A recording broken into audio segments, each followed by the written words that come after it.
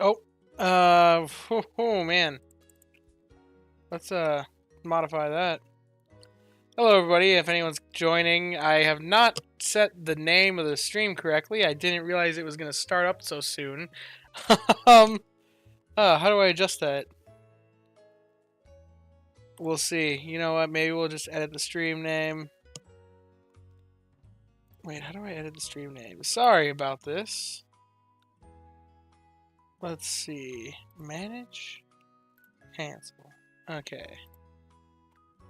If any of y'all have joined yet, then hello.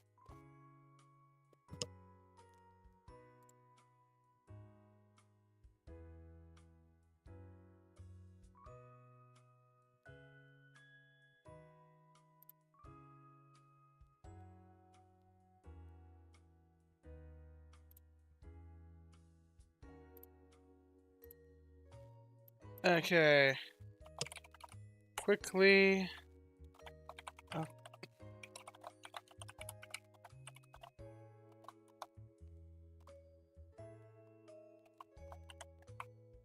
Hello, if anybody's in the chat. I'm not looking at it right now. Is there anybody in the chat? No, there is not. I have 0 viewers. Okay. Well, if anyone does tune into this, I know this is very random. Oh, ignore that. I'm just going through and updating my Pokemon box. I want to make sure that it's accurate as to what's currently going on with my account. So, yeah. Be happy to have anyone join if you want, but if you don't, that's alright too. I'm currently setting up my phone. I just kind of slapped this up really quickly, so...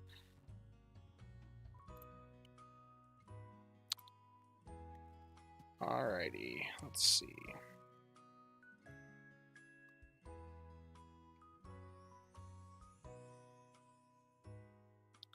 Eh. Hello, hello, hello.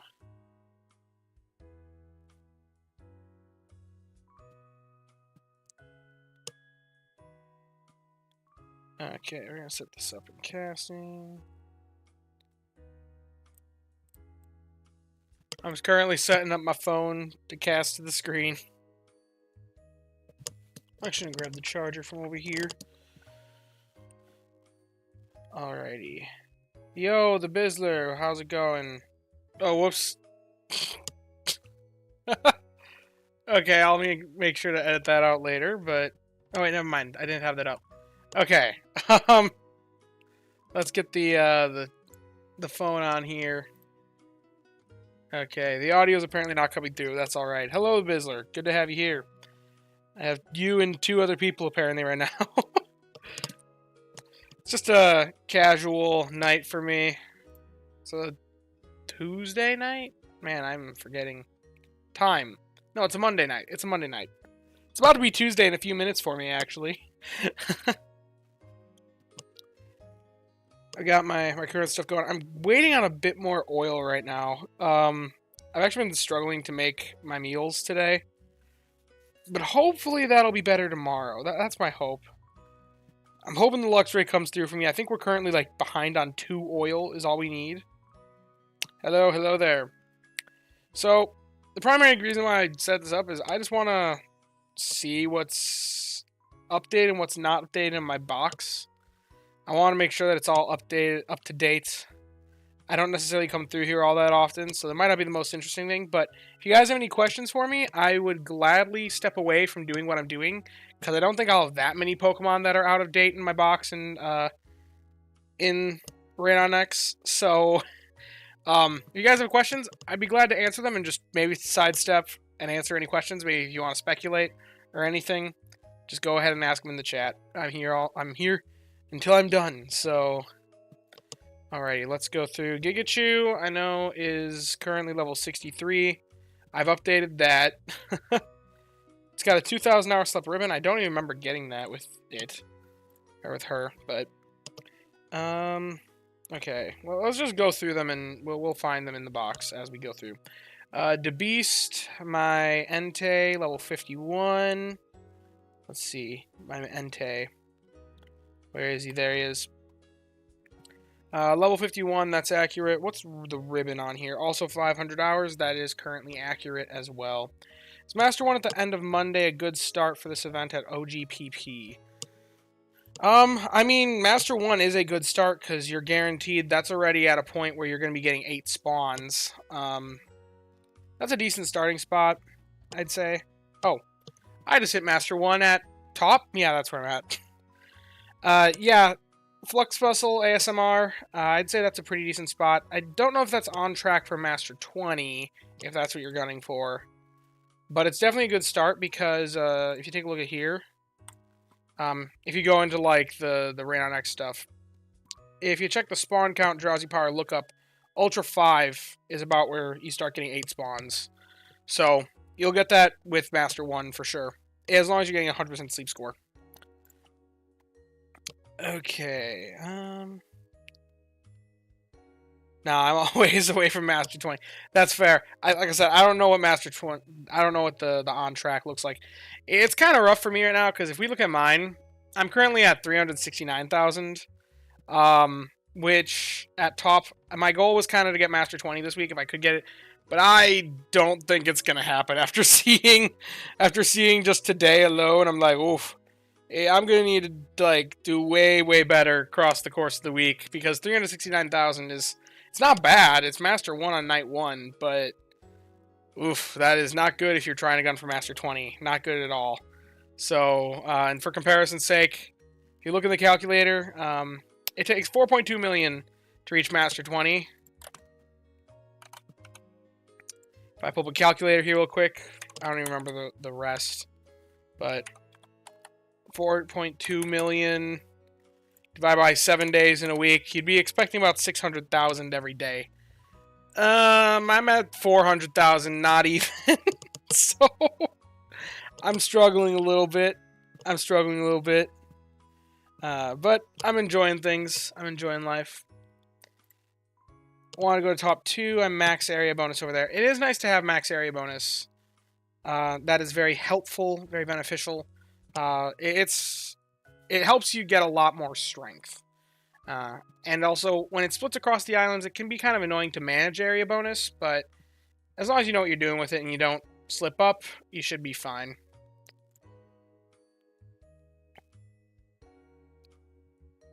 Okay. I'm enjoying top because I think I'm gonna get some new sleep styles this week. Because I haven't been to top in a while, and it's been a very long time. Even if I don't get Master 20 this week, this still is probably going to be my highest I ever get on top. So... Okay, this is Gengar. 1,000 hours slept with. That's accurate. Next Pokemon, Espeon. This is one that might be different. Yes, it is. Level 53. In fact, I'm not going to do this, but I'm going to mark it as level 54 for later, because I'm sure I'll get it there eventually. Been wanting to join the server for a while. I'm gonna do that now. Been watching your videos after work for a hot minute now. That's good to see. That's good to hear, Flex Muscle. Always, it's a cool community of people in there. There's like over 200 now, and I see people in there all the time. I'm in there quite a bit. And yeah, I love talking with people that are into this game. So, okay, Gardevoir. Where's Gardevoir? It's gonna be lower ranked. Yeah. Hell yeah, we'll have another person. Okay, Quaquaval, level 60. That's gonna be the same. I know for a fact that's the same. But is his ribbon any different? No, it is still the same. That's what a lot of this is probably gonna be. This Raichu, I could probably level it up, honestly, but I'm not going to because I want to use my candies on my other one to level that one up first, then come back to this. So we're leaving him for now. Icy Hot. Our Walrein, also level 60. Gonna throw on movie before you pass out. Cheers. Have a good night. It's nice having you. Alrighty. Icy Hot, level 60. Good morning. Good morning, Mari. Good to have you here.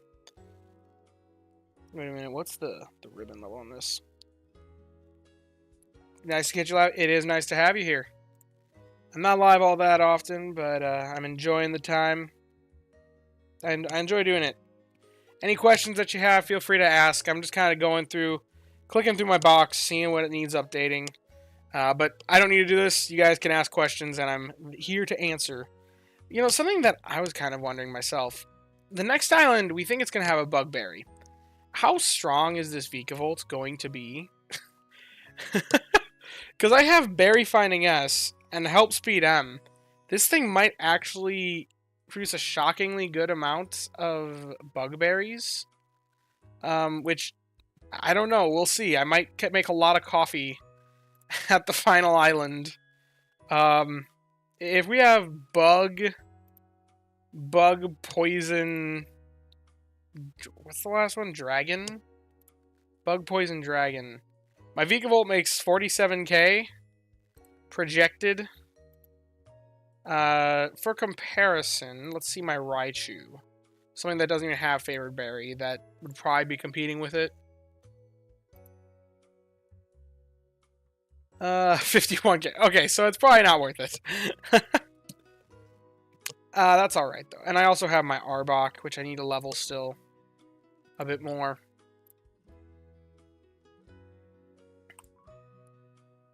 $38k, and just to make sure. Yeah, help bonus tax is set to 0.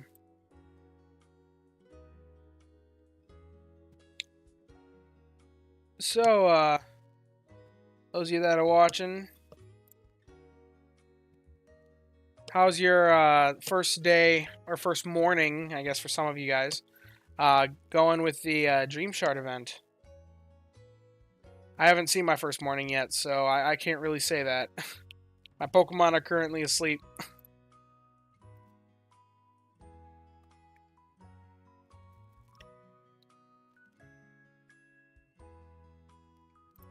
This is one that needs updating, apparently. Remy is level 52. And he doesn't have a ribbon yet. My Feraligatr, level 57, could be level 58. I'll mark him as level 58, because if I do intend to use him later, I will level him up again. Even though he's not actually there yet. And his sleep hours are in the 500. Golduck. I never use this guy anymore. It's kind of sad. He just kind of... I invested in him for Suicune, or her, I guess I should say. I invested in her for Suicune week. And then just... I was like, man, that was powerful. Invested, and was like, man, it's only 3 more skill seeds to get it maxed, and it'll be a nice generalist. And it is, but just the lack of helping bonus makes it difficult for me to find a spot for it on most of my teams. Just taking it easy this week at Lapis. I want to get the area bonus up. Yeah, I think this event is a pretty chill event. You very much so don't have to go hard for it. I only am kind of trying to go hard just because I thought I could maybe M20 top. However, I'm thinking that's less and less likely now. But I'm sure we'll all generate a nice amount of Dream Shards. But not... I think this week is just going to make up for the fact that we're no longer... Or those of us that have been playing for a long time are no longer at max area bonus. Or not area bonus, max level to get Research XP conversion. Okay, Clyde. I've been investing in Clyde quite a bit. But he's only level 52. He'll be level 53 soon, so I'll update him. To have that. And he's nowhere near the 1,000-hour ribbon. Yeah, same at Lapis as well. Good for you. Most of the Pokemon are around level 30, so Dream Shards aren't a priority yet. I mean, fair enough. I remember when, way earlier game, I was like, man, they're giving us so many Dream Shards, this is pointless. And then all of a sudden, you hit a point, and Dream Shards, they become something you have to more actively think about. I still haven't, other than when trying to upgrade my pot size, I haven't hit really a bottleneck for Dream Shards yet.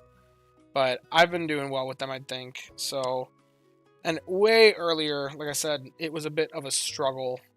Or no, it wasn't a struggle. I felt like I was overflowing with the things. Okay, this Wigglytuff is shockingly close to... When did I use this Wigglytuff? Like, outside of... Because, like, recently I would never have used this Wiggly. Huh. Only unlocked Lapis a couple weeks ago, but the Cresselia event helped you fly through, like, 50 sleep styles, only 44 away from OGPP. Nice. Appreciate the event because I'm very short on shards at the moment. Just upgraded the pot. Now struggling a little for dream shards. Yes, that does happen. I think pot expansions... I think for leveling Pokemon, it's real easy to... I think it's real easy for leveling your Pokemon to keep a decent amount of dream shards. But when you want to purchase a pot expansion, that's when it's, like, insane. So I get that, Mari. And then, yeah, as for unlocking Lapis, something interesting that I noticed the other day, I think the Sleepers is, like, on the cusp. It's well on the cusp for, well, it's not on the cusp. It just unlocked the one between Lapis and Old Gold Power Plant. So, interestingly, the next sleep style goal for the Sleepers is unlocking Old Gold Power Plant, which is crazy to me, because it doesn't feel like I've had that account for that long. But I guess I have, and I've been at least doing okay with it. Which is funny, because I've never been to top. I've missed an entire island. That's so many free styles right there I could get on there. Okay, what's this Flareon got in here? I know the Flareon rate's really lowly in this sorting. Ah, there it is.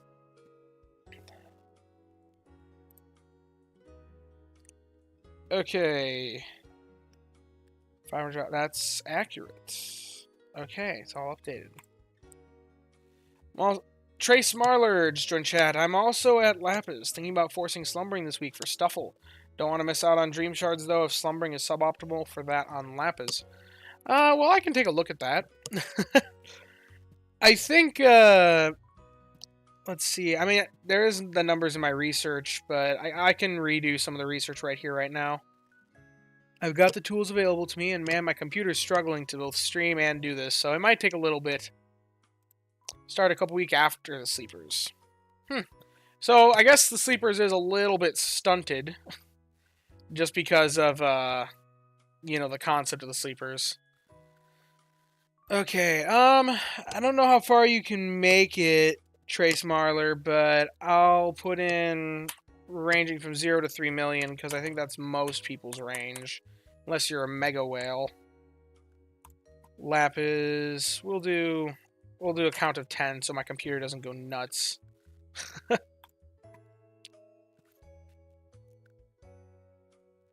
Because, yeah, the Sleepers... I don't know how long ago that was. So, okay. Looking at, like, 37k max, around midpoint of about 19k. This is a lot of what I did for my Sleeper... or my Dream Shard research. If you want to see the behind the scenes.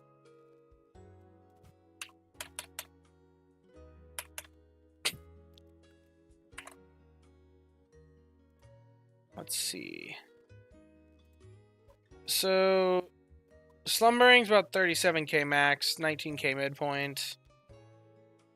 Oh, whoops. One less. That was a mistake.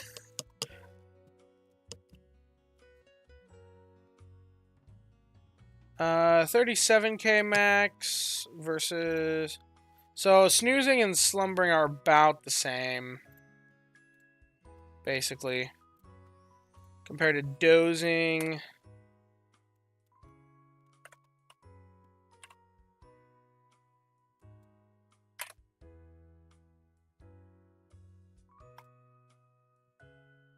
Let's see.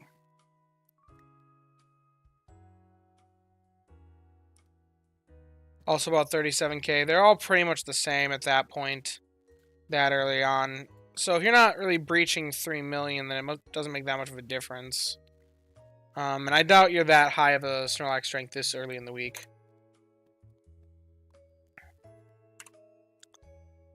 Let's see. And if you get balanced sleep, which is the weirdest one.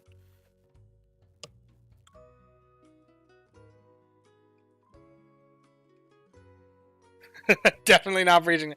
Yeah, I kind of figured. Wait, why is it? That's weird. Okay, so interestingly, it's oh, that's why. Because I did 50. Not even at end of week.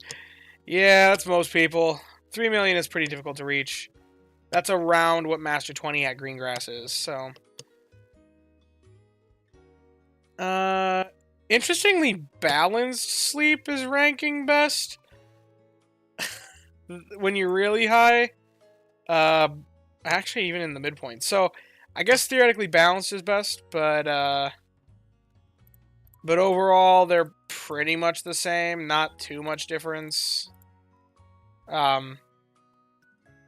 So I wouldn't worry about it. If you want Stuffle, hunt Stuffle. That's what I'd say. Day break 2 million, you'll be happy. Well, just you wait. The game only gets... The Pokemon only gets stronger and stronger. I'm at a point that if I want to reach 3 million, I can basically do it. Matching me for balanced sleeps lately. I don't know what's been going on with the sleepers. And it's just the sleepers. My main account's been fine. Okay. This Raichu. Also low 50. I haven't done anything with this one. I already know that. Luxray. I'm using Luxray right now, so this one might be changing soon. Actually, it might be a little bit different than the last I logged it.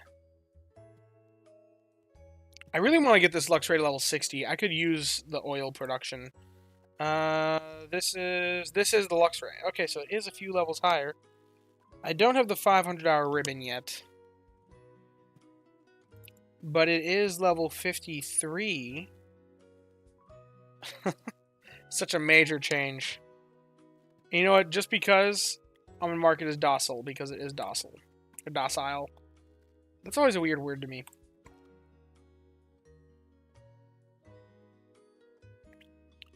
Okay, Charizard.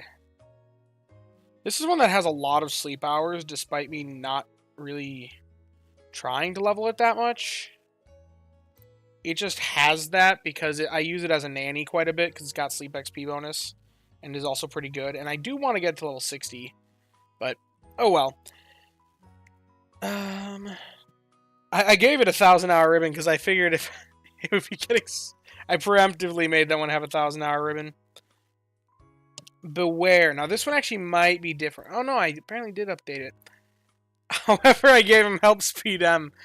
Which isn't accurate. I just assumed I would sub-skill seed him right away, which I don't even have the sub-skill seed right now. I couldn't even do that if I wanted to. So I should actually fix this, because I don't know when I'm going to actually sub-skill seed him.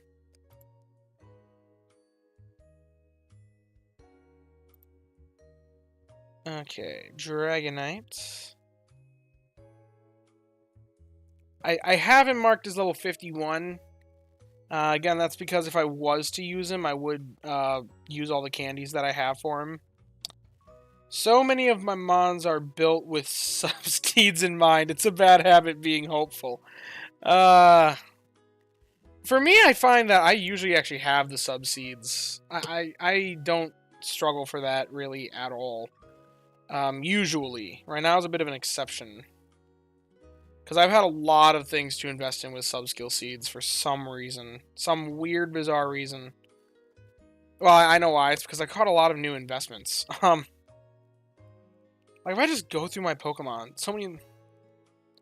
so many of the new ones. I've been on a hot streak for catches lately. What was this Eevee? Why do I still have this Eevee? What does this Eevee have? Nothing. I think I was going to transfer this. And I just forgot to. Okay. Yeah, like, I've got my Cresselia. I've got... Oh,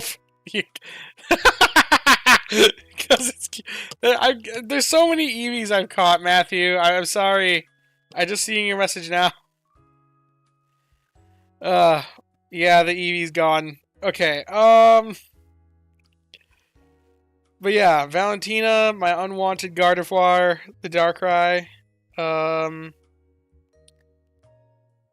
Like, I've got some decent catches that I've been investing in lately. For sub-skill seeds, Valentina, I think I did. I had to, like, use 2 on this one, because it was...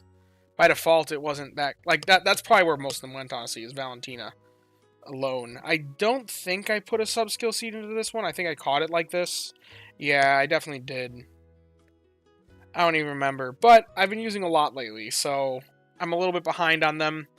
Hopefully I don't have any catches anytime soon that require sub-skill seeds to be viable or usable, because then that'll kind of hurt. But hopefully I can build up a little stockpile again.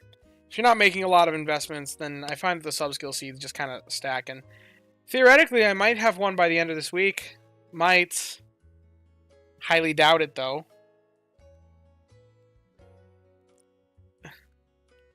Sorry, Matthew. I'm sorry you were attached to the Eevee, and I just transferred it. It became candy. His sacrifice will not be in vain. It will level something. Finally! I got the oil that I needed. Okay, we'll make dinner real quick. Because I haven't done this yet today. Pretty sure you munched one up yesterday. Yeah, that happens. Okay, we'll use the ginger as filler. I think the Luxray gave us a proc, which made its made the pot size a little bit bigger. So let's see. I don't actually know what strength have my meals been coming in at. I haven't been paying attention. 59k. Okay, that's good information to have. And our green grass salad is now level 51. Oh, that's something else I need to update in Raenon is my meals. That's probably worse than my Pokemon levels, honestly.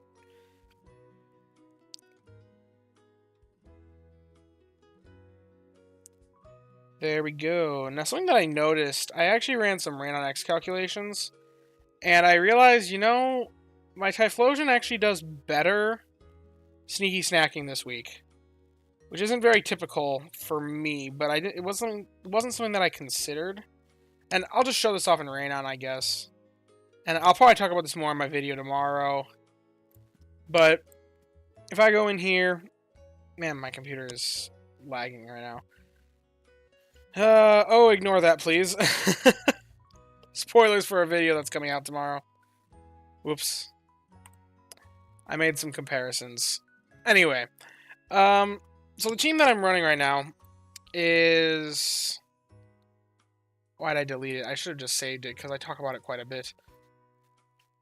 Okay, I'm going to refresh the page to clear the cache. Hopefully that'll help with the lag issues. Oh, no, that's not a team I'm running. Okay. We've got the Raichu going. We've got the Typhlosion going. Clyde, good old Clyde. And then we got Gardevoir. And then we got Entei for our skills Pokemon. And then the last team member is Luxray for the meal.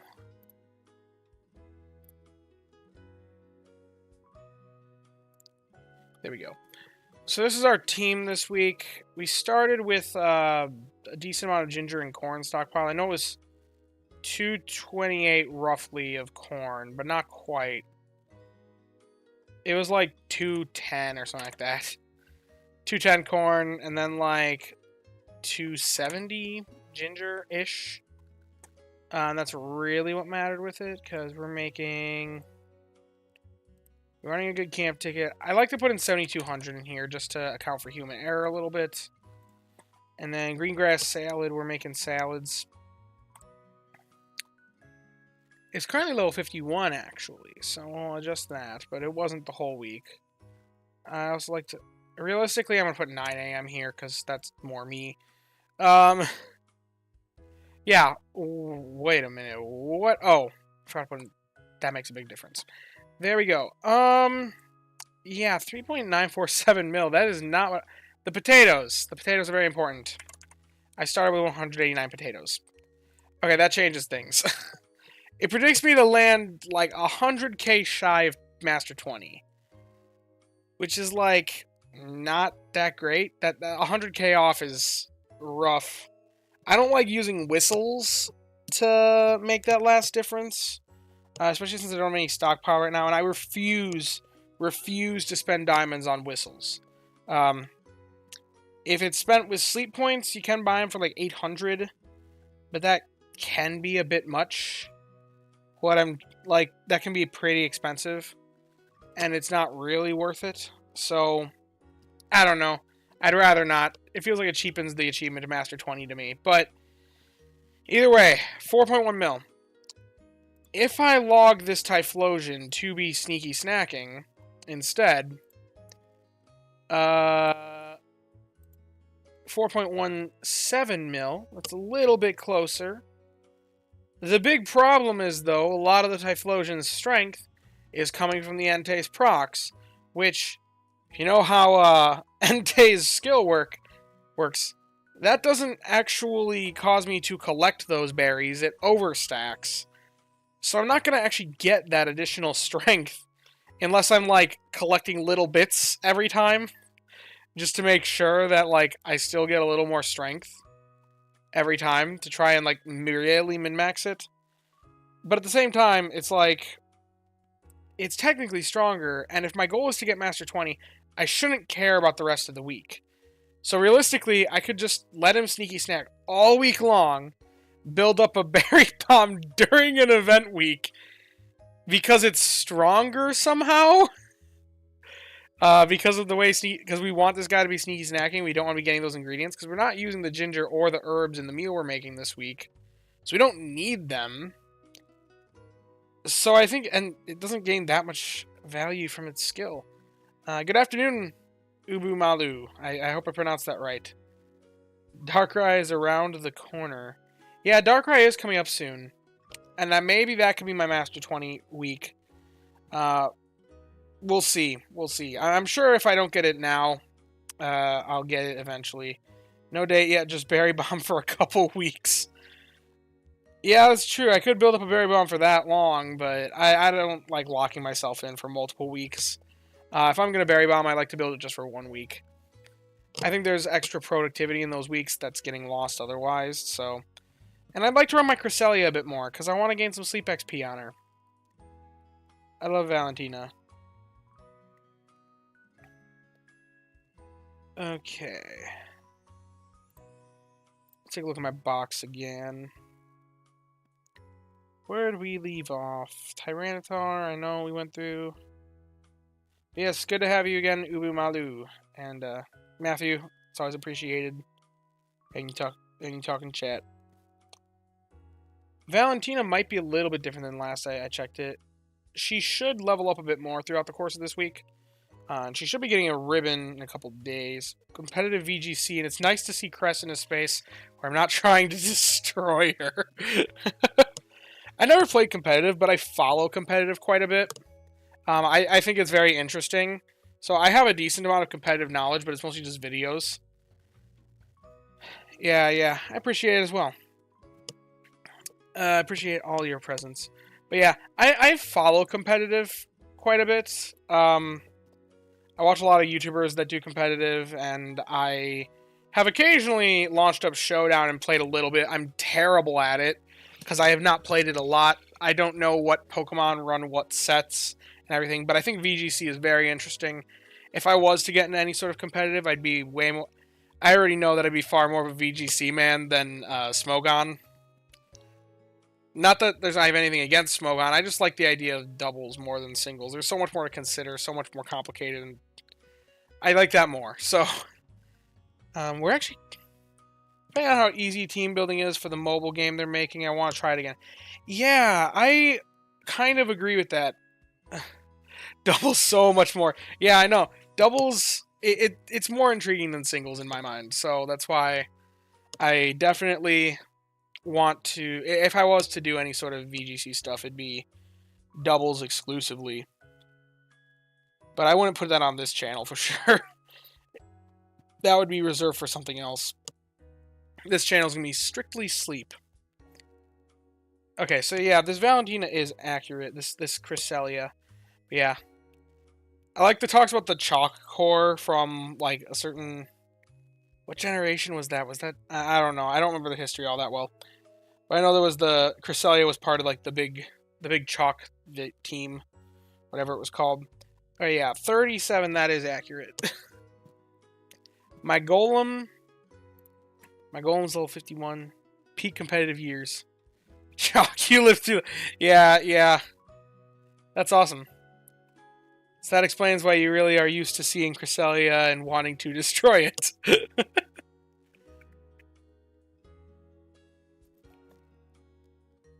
It's also weird, because in this game, it's fast. They make Cresselia weirdly fast in this game. Hypothetically speaking, how long do you think it'd realistically take to get a neutral crest to level 100? Well, it's impossible to say, because we don't have the XP curve past level 65. However, if we were to just account from level 25 to 65, if we use the XP table, the XP curve for a legend... Can't believe you hit a stream. Luck is insane today. Just want to say thanks for attending all your videos. They have been such a help to me after I picked up the game during the Suicune event. Well, glad to have you out, Connor. It's always good to have more people in chat. Good to have more people watching. I'm glad that you enjoyed the content. But anyway, neutral crest to level 100. If we're looking at a crest, and we start at level 25, because that's around when you catch them. Just to get it to level 65, if we look at that, it takes 103,000 experience. I mean, if you're assuming, let's say, 150 XP per day, which is probably, I don't know. Let's say 300 XP a day, just off of the idea, you know, sleep XP, plus any candies you might get. 103,000. If we assume 300 XP a day, but I don't really know how much XP, like a year from level 25 to 6. That does not feel realistic though, because I know for a fact I get more candies than that. So I don't know. It's hard to say. It depends on how many handy candies you're willing to invest. But that's just to level 65. To get it to 100, we don't know what the XP curve looks like that after this point. But I will say one thing that's looking on the up and up. If you look at the chart, they made it that it has a steep acceleration in how much XP between each level, between levels 50 and 55. Oh, it is putting in a mini candy boost. Well, that wouldn't matter for how much XP is needed. That would matter for the candies, which I wasn't going off of that. But thanks for catching that. That is correct. But the XP stays the same because the raw XP is still the same. So... yeah, it would take, like... you can see that the curve gets steeper here. Then they flatten it out. Now, it's still increasing from what it already is. They're not making it so that each level up takes less than what it was back here, but they're making it so that the amount that it's increasing by is decreasing. And you can see that from level 60 to 65. There's less of an increase between the level costs than what there was between... definitely between 50 and 55 and 55 to 60 as well. And then it goes back down over the hump. Honestly, that'd be awesome, but I don't see that happening.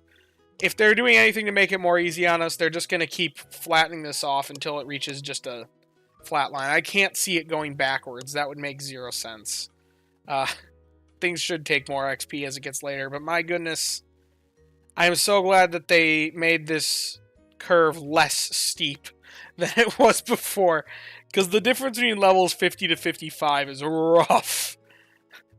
These 5 levels right here is like, what? Why does it ramp up from 1,918 to get 3,952? It's almost double. Actually, no, I think that's more than double. More than double to get from 49 to 50 than what it takes to get from 45 to 55. So, it's crazy. But they are flattening it out, so it should take less time theoretically, but it'll take more time because it's still upward.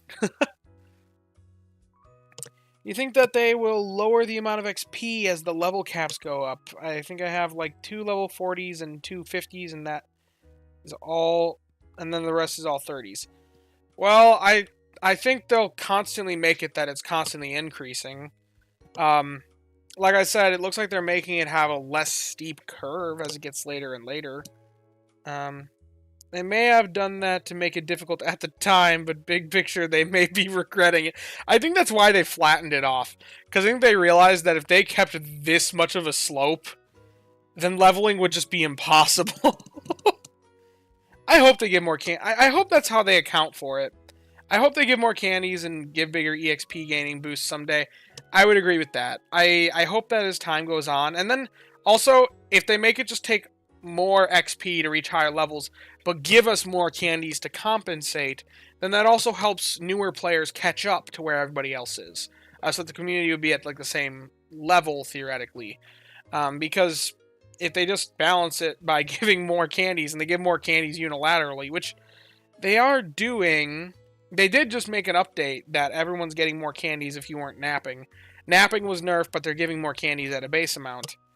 Given that everybody's getting more candies, it should be easier to level up your Pokemon than what it was before, if you weren't napping before. So, there was a nerf to napping, though, so who knows. But overall, it should theoretically take less, or take more candies, but we should be getting more candies than we were before. Just don't forget about those Dream Shards. Playing with the limiting factor is 100% Dream Shards. Yeah, I mean, depends on where you're at. Dream Shards can be... I think that if you... I think they'll always make sure that by using Dream Shard Magnet Pokemon... That's the one big thing. Dream Shard Magnet Pokemon's an investment, and it doesn't feel like a good investment. Yeah, just for new players. It doesn't feel like a good investment because it costs a lot of seeds to gain what? Dream Shards? You're not gaining strength. Your numbers aren't getting higher. But I think it's a good investment for a Swalot. Just because long term, getting those extra seeds are nice. Or getting those extra Dream Shards adds up to be quite a bit over time. And that's kind of my opinion with them. If they give more islands in the future, we'll need it. Yeah, we'll need the higher levels. That's for sure. We will need higher level Pokemon. Someone was asking the other day when I think we'll get the next like main skill level 7 or level 8 for Charge Strength S. And I think realistically, if we're gonna get a level 8 for Charge Strength S, it'll come out with another level cap increase. Just because right now, like, level 65 is a weird spot. Just because theoretically, it's like, oh, yeah, Trace. I remember someone was asking that. Level 65 is a bit of a weird spot because berries level up exponentially. If I take a look at the berry comparisons here, if I look at any individual berry, let's just look at normal berry for now. We look at the strength per level. It's an exponential curve. Meanwhile, we're capped for skill level. So, berries get exponentially stronger. Meanwhile, skill specialists don't really gain anything out of every individual level. So, like, they're theoretically capped to their current level of productivity. If I just compare my Raichu to my Espeon, it's, like, not a very good comparison. Because even as a generalist, my Raichu is doing better right now at level 65. Level 60, the Raichu is like performing slightly better as a generalist. That doesn't make that much sense because a berry specialist should theoretically be better at its island. Now I have a really, really good Raichu, so let's pretend it doesn't have Helping Speed M, and you're just looking at this. Now, they both have Helping Bonus, so this is a more of a fair comparison. And let's say you have Skill Trigger M, have the swapped sub-skills from what mine are, to give it a little bit more of a fair comparison. Because mine's not necessarily the best. At level 60, the skill specialist is about 12k stronger. That's what we'd expect. But if they bring it up to like level 75, I guess it's not that much difference still. But if we were taking it all the way to level 100, then the berry specialist trounces. So, just because of the exponential curve. So, I don't know. We'll only see as time goes on, but I think if they increase the level cap more, they're going to have to give skill specialists something more for skill level. Just because I think this comparison is a bit more of a sad one when you consider that the berry specialist gets extra strength when you go to the place where they have favorite berry, and a tremendous amount more extra strength that skill specialists just don't have that same benefit of. But yeah, we'll see as time goes on. Okay. Let's take a look at my box again.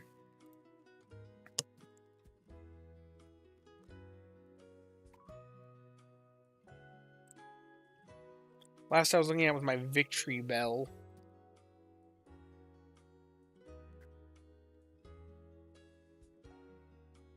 Where's the victory? My victory bell's got to be very poorly rated. This was not a good investment, but I don't care. Well, I do care, because I wish I could go back and change this. This is one of my regrets, but at the same time, I've already gotten to level 50. It's not too much longer before it'll be level 60, and if I can get it all the way to level 75, then theoretically it'll be a little bit better, but, ugh, it is rough in the meantime. I also feel like if they ever release Berry Finder M or Skill Trigger L, Berry Specialist would win even harder, because collecting that many procs just sounds like a tedious nightmare. BS sneaky snacking. What are you planning for the next Raptor Den episode Pokemons? Will you follow legendaries only? I'll address the second question there first, and then I'll come back to the comment about Berry Finder M.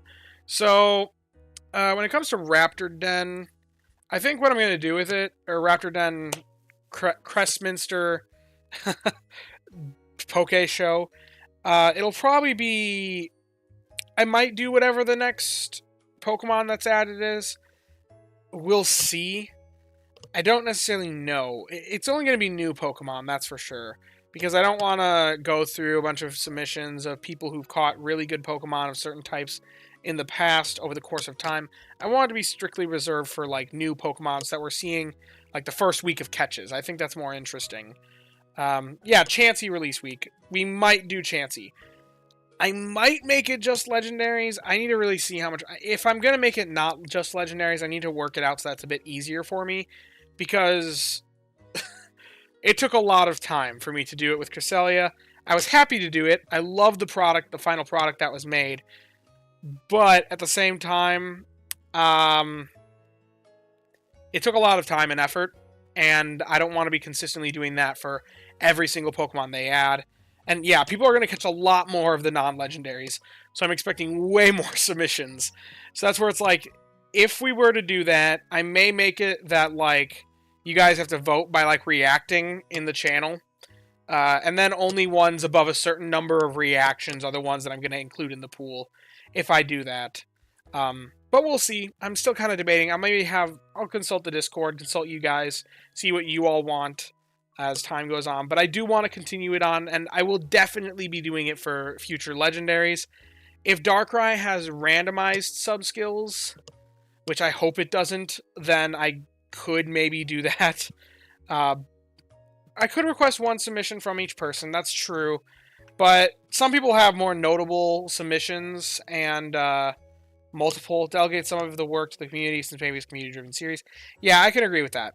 I think I might delegate some of the work to community. It's just a matter of how do I go about doing that. Didn't even bother submitting a single Cresselia because all of them were so terrible.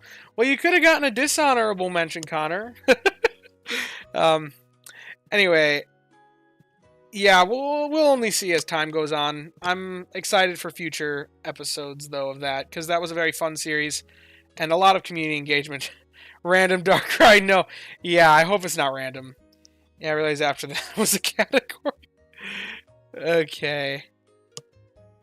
Yeah, when it comes to Skill Trigger M and Berry Fighting M, a lot of people think they're going to add more sub-skills.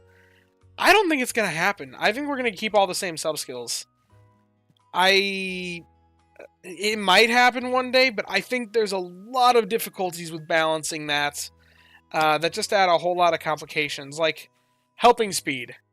If they add a helping speed L, theoretically, if it follows the same framework as the other sub-skills, one L, if we go off of inventory, which here, I'll show this as well. If we go off of the precedent that's kind of been set by, can't wait for your Sleeper's Darkrai to become junk. Can you get big reactions on Reddit? Can't wait for that either. If that's what I end up doing with it. Make it a sausage monster. Or even better, make it an ABB, whatever its B ingredient turns out to be. I'll actually have to consider which of its 3 ingredients I want the most if I end up doing that. We'll see. Please no. AB, make it an ABC Darkrai, and then make it heavily ingredients focused. Oh gosh. Okay. Anyway. Yeah, if we go off the sub skills, where is it in Raenon X? I know it's in here. There it is. Inventory. So inventory S is rage bait of all time. People are going to be so triggered by the Darkrai. Inventory S increases it by 6. Inventory M reduces it by 12. So 1 M is 2 S's. That's the same case with skill trigger, help speed, because like 14% versus 7. And then 18 versus 36. I would actually use it. That is true. I'd be the only person using an ingredient finding Darkrai. Well, the only well-informed person. Very well-informed, because unless they do something crazy with it, I don't see anyone using it for ingredients, even if it's cracked at it. It would have to have tails. That's like the only way I could see people going for it ingredients, is if it has tails for some reason. But anyway, yeah. Ingredient finding S ingredient finding M is 2 S's, and that's the case for inventory and all the other sub-skills. Inventory L is 1 inventory M plus 1 inventory S. So the reason why I don't think they're going to do it, adding L's of the sub-skills, is there's a couple complications that come about with that. 14% on helping speed M, plus helping speed S being 7%, it'd be 21% bonus. That, if you were to sub-skill seed it so you have help speed L and help speed M, then you're looking at 35% bonus. 35% bonus is very, very significant, because that is the speed cap. You could have a speed capped Pokemon with just 2 sub-skills and no instances of helping bonus. I don't think they're going to do that. Now, granted, they could make help speed L be less impactful, but even if you just have 2 help speed Ms, that's a 28% boost, even if it's a second help speed M. So I think that's difficult with help speed. Help speed S and help speed M already reach the speed cap easily with help bonus. Yep, that's pretty true. But if you were to have help speed M and a theoretical help speed L, it would hit the cap. I don't think they're going to raise the cap, though, because mathematically that'd be so much productivity. If they raise the cap to accommodate for help speed L, which would be a theoretical, well, it would increase the maximum potential by 14%. So let's say if they increased it by a 14% as well, the theoretical impact on productivity, it would go from a maximum of 1 divided by 0.85. So, no, not 0.85, 0.65. So the theoretical maximum with the speed cap is a 53.8% productivity boost. If they then made it so that it could go an additional 14% past that to accommodate for the addition of help speed L, then it'd be divided by 1.51. 0.51 would be the new difference. That'd be almost a doubling, which compared to it was like 1.53. That'd be like a 28% increase in productivity, basically. That seems like too much. So I just don't see it happening, with at least in the help speed world. Yeah, very big number. And as far as ingredient finding goes, I mean, woof. That's another interesting one. If we look at the calculator for that, maybe add more Snorlax ranks or retrieve make. That's possible, but there's also other complications here as well with different subskills. Like, let's look at ingredient finding. It increases their finding by 36%, and ingredient finding S increases it by 18%. If we add the 36% plus, now a theoretical L would be another, oh, not times, whoops, darn it. Okay, 36 plus a theoretical other one, 36 would be another 18. You'd be at a 90% increase to ingredient rate, which, I mean, I guess that isn't that bad, because the current highest ingredient rate in the game is on Slacking. Where's Slacking in here? Let's sort by ID so I can actually find him easily. Forgot I definitely saw the video you made about how to calculate speed, because it was so niche they would have to redo the math completely. Yeah, it's a bit weird. But anyway, Slacking's ingredient rate is 33.9%. So adding a 90% boost to that, 33.9 times 1.9 comes to 64.41. If they have a ingredient finding up nature, it would be finding ingredients 77.29% of the time. I guess that isn't over 100%, so it's still possible. That just feels like a bit much to have a Pokemon finding ingredients like 3 times as often as it finds berries. Granted, that'd be on a Slacking, and who would ever want that because it's technically a berry specialist, but it's possible. It'd be possible if they had ingredient finding L.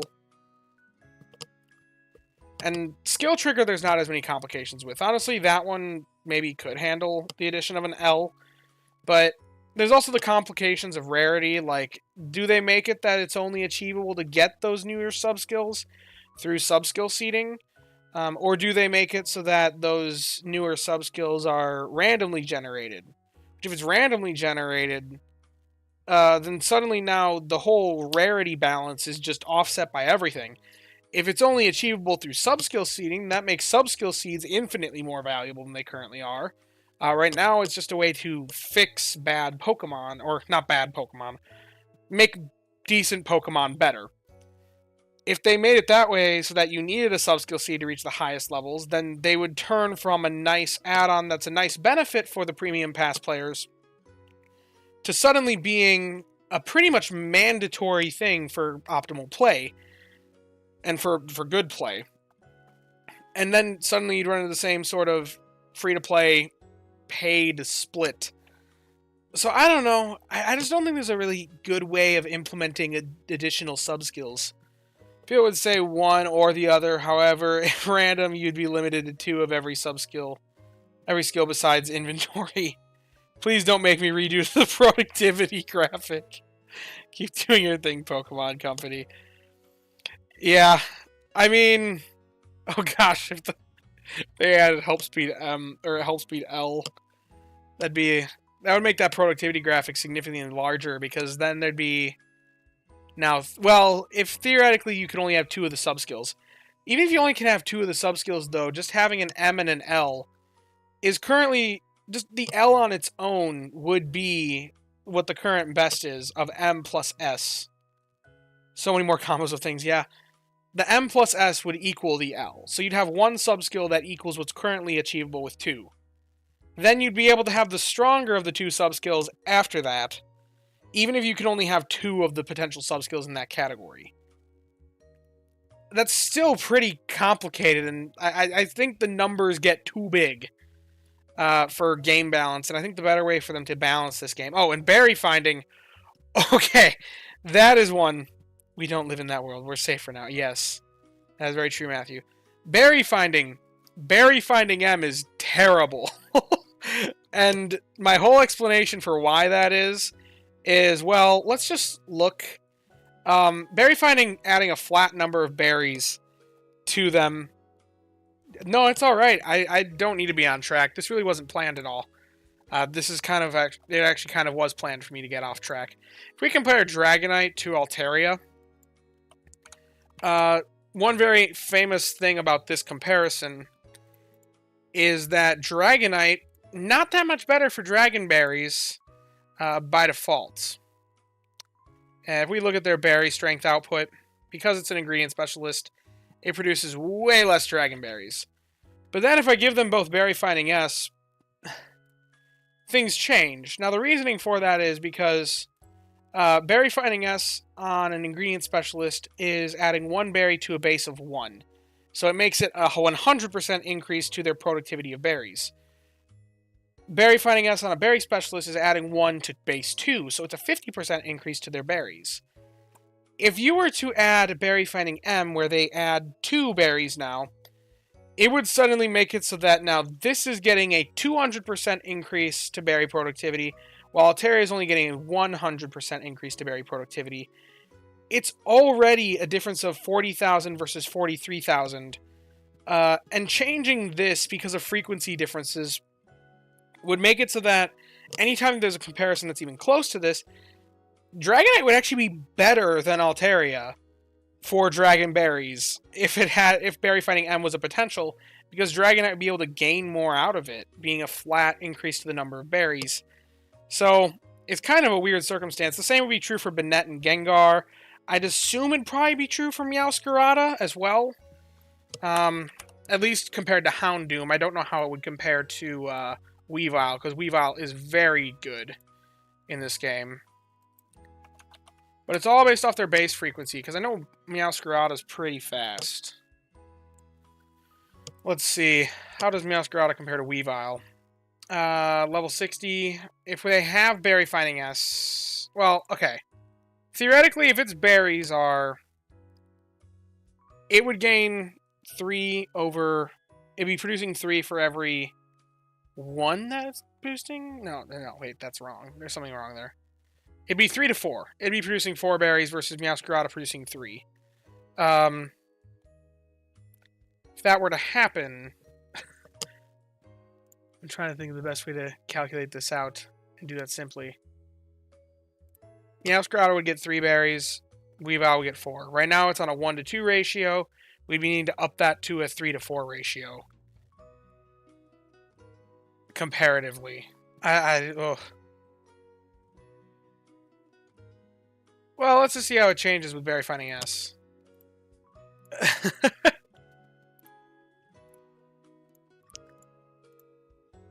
Yeah, see this comparison? 26k versus 30k? For berries, it's, I guess, 7k off. But you can see that that gap did close compared to what it was without the Berry Finding S. If they had another one on there, it would get even closer. As far as frequency goes, Meowscarada is in a faster bracket, so it gains more from berry finding, an additional finding of a berry. So that's one that would really just mess up the balance of things, because certain ingredient specialists would suddenly become better than their alternative berry specialists. Especially poor Altaria. If they were to add Berry Finding M, poor Altaria would just be ruined. Because it'd be outpaced by an ingredient specialist. Like, actually outpaced. Right now it's close, but it would be actually outpaced. And we could even give this guy, like, ingredient finding sub-skills, and I bet it would still do better. Because it's already close enough. I bet you I wish I could simulate for one more berry in here without making a spreadsheet. I don't need to make a spreadsheet live, though. That would take more time.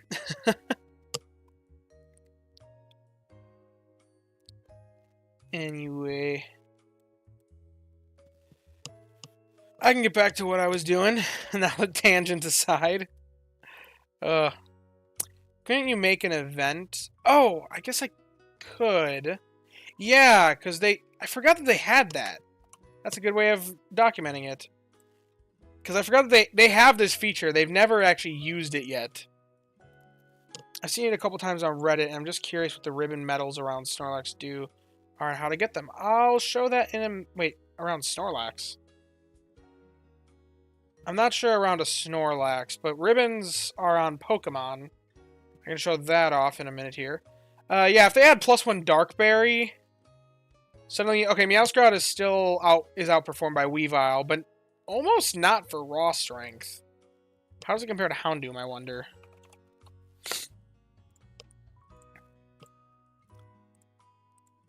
If I give it Berry Finding S and make it level 60 as well. They're basically the same as each other for Houndoom versus Meowscarada for their dark berries. Now let's see the sadder comparison of Dragon Berries, though. I guess, okay, if you give it ingredient finding sub-skills, it is worse. But if it doesn't have those sub-skills, it is a better berry specialist. 61k versus 57k. So yeah, I would not recommend it. But anyway, the ribbons. I hope I'm right about what you're asking about here.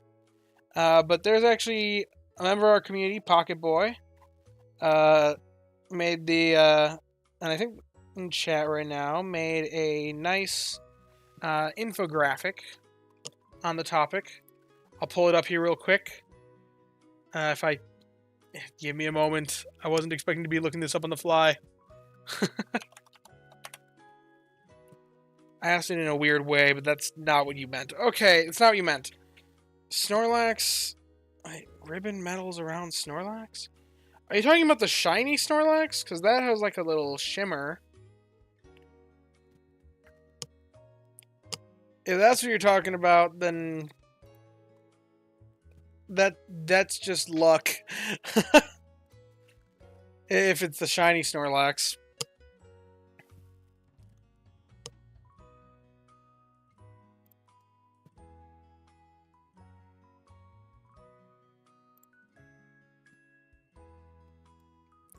Okay, I found the ribbons one.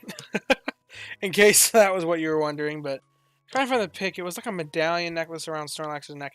I'm not aware of anything like that in the game. If there is anything like that, then I'm completely unaware as to what that is.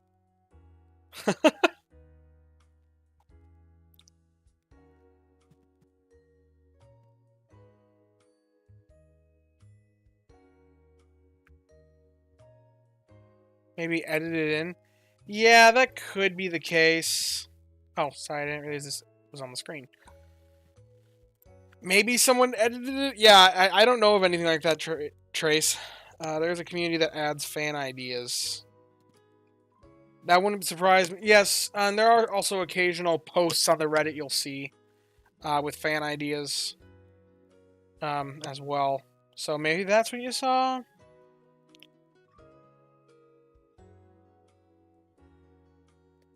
Yeah, I don't know.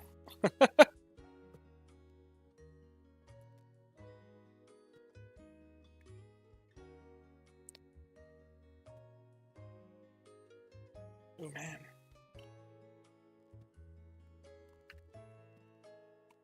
Okay, let's see.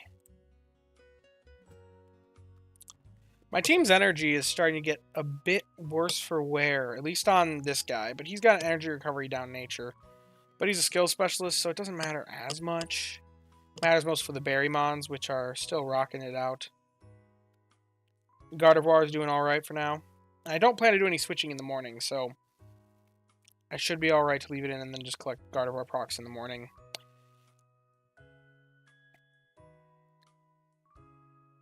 Let's see. I shouldn't have clicked all the way back there. Oh well. We'll collect the nightcap. We're ending out day one around 440,000, 441,000. That is well off target. Apparently the pick doesn't exist any now. I just sound... You don't sound crazy, Trace. I've seen people make fan stuff. Anyone else's crest solo healing pretty well today? Mine's not, because mine's not running. Mine's not running because it's not high enough skill level yet. It's only level 3. If I had it at level 6, I'd probably be using it on this team. I wonder how that would change things. I would have had to stockpile more corn, but if I had the corn... I'm going to make a duplicate of this team instead of messing with the one that I... You know what? I'm going to delete those spoilers for the video tomorrow. Got greedy and got to level 5. I want mine to be level 6 right here, right now. If we make it so that the meal's always makeable, as if I had stockpiled the corn. Where is that button?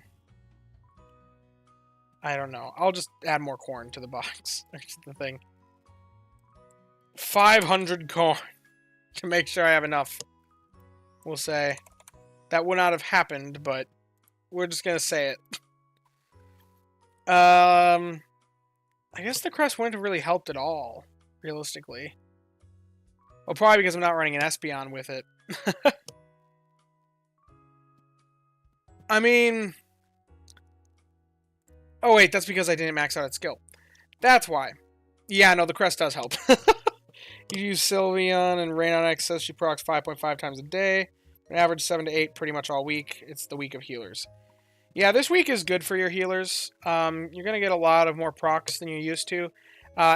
One thing about crests that I especially like, a lot of people I feel like are writing it off. I made a video about it. I'm sure a lot of you have seen it. It's one of my more popular videos on the channel.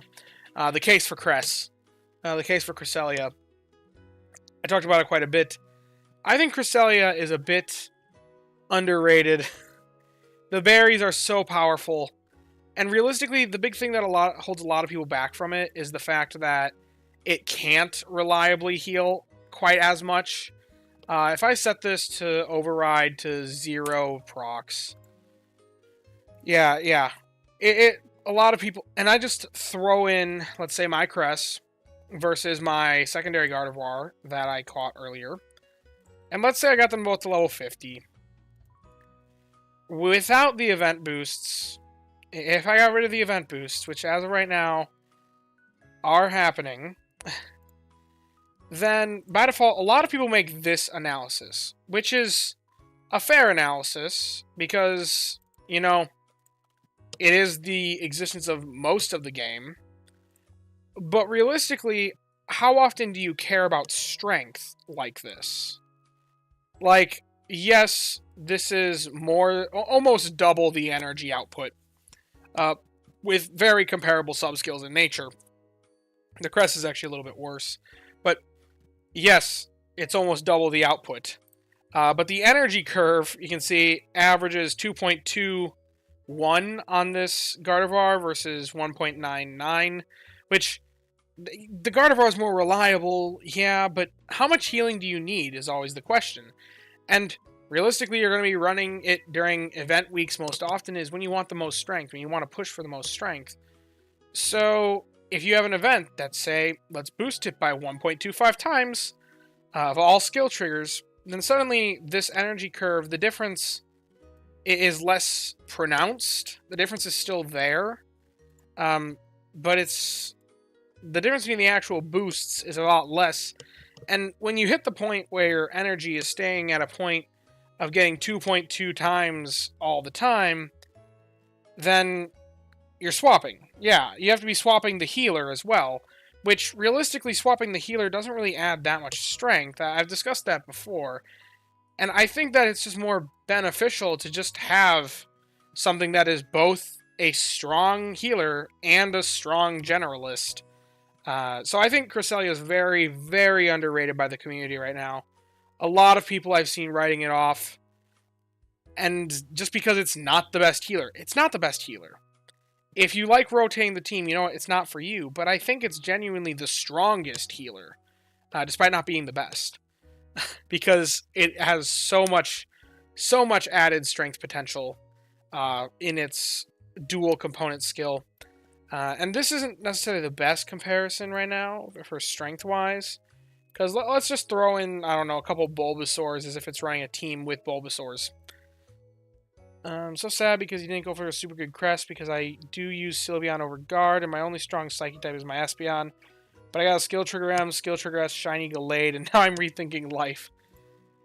I mean, Gallade doesn't pair with Crest. Because Gallade's a fighting type in this game. So, yeah, the strength is a lot, like, less, but it's still way more on the Crest here, even if you have no synergies. And, Connor, I don't know if I'd recommend watching my video coming out tomorrow, knowing that, because it might just make you more sad. I don't want to spoil too much, but, you're all good. You're all good. You're all good. Don't worry about it. You are special, but only in the good way. Not in the way people typically say it in that context. But yeah, Cresselia, I think it's a very good Pokemon. Top tier in the game. I put it right up there with all the other energy for everyone healers. Because it's just it's less flexible, but in less flexible, it allows for less swapping. And I don't like swapping, just because it relies...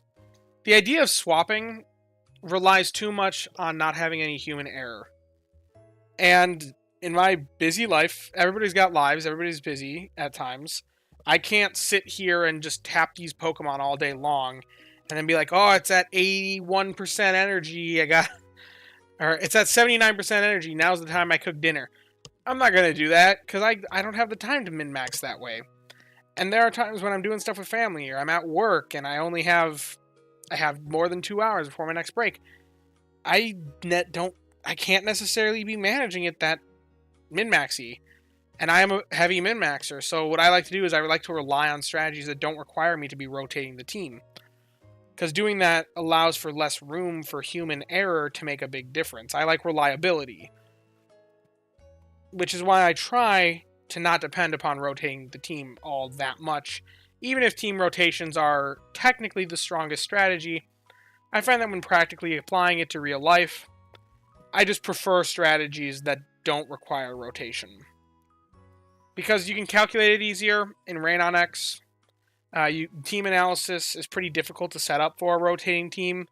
Basically impossible, honestly, even if you have the premium pass and have access to the team, like changing of the team option. It isn't a perfect feature that accounts for everything. So realistically, I think that static strategies, while they're oftentimes looked down upon by the community because team rotation is stronger, I think that they're the more, for many, many players, most players that play this game, I think it's more realistic.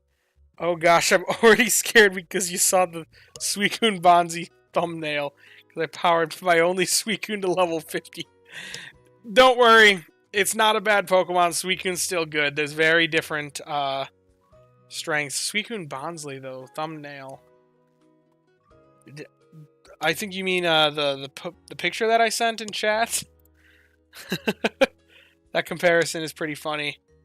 I never realized that was going to be a thing. But don't worry, Suicune has a much, much more powerful skill than what Bonsley has, strength-wise. So, don't worry about that. You'll see that in the video tomorrow. Yeah, heart attack. Skill procs, the number of skill procs doesn't necessarily mean strength.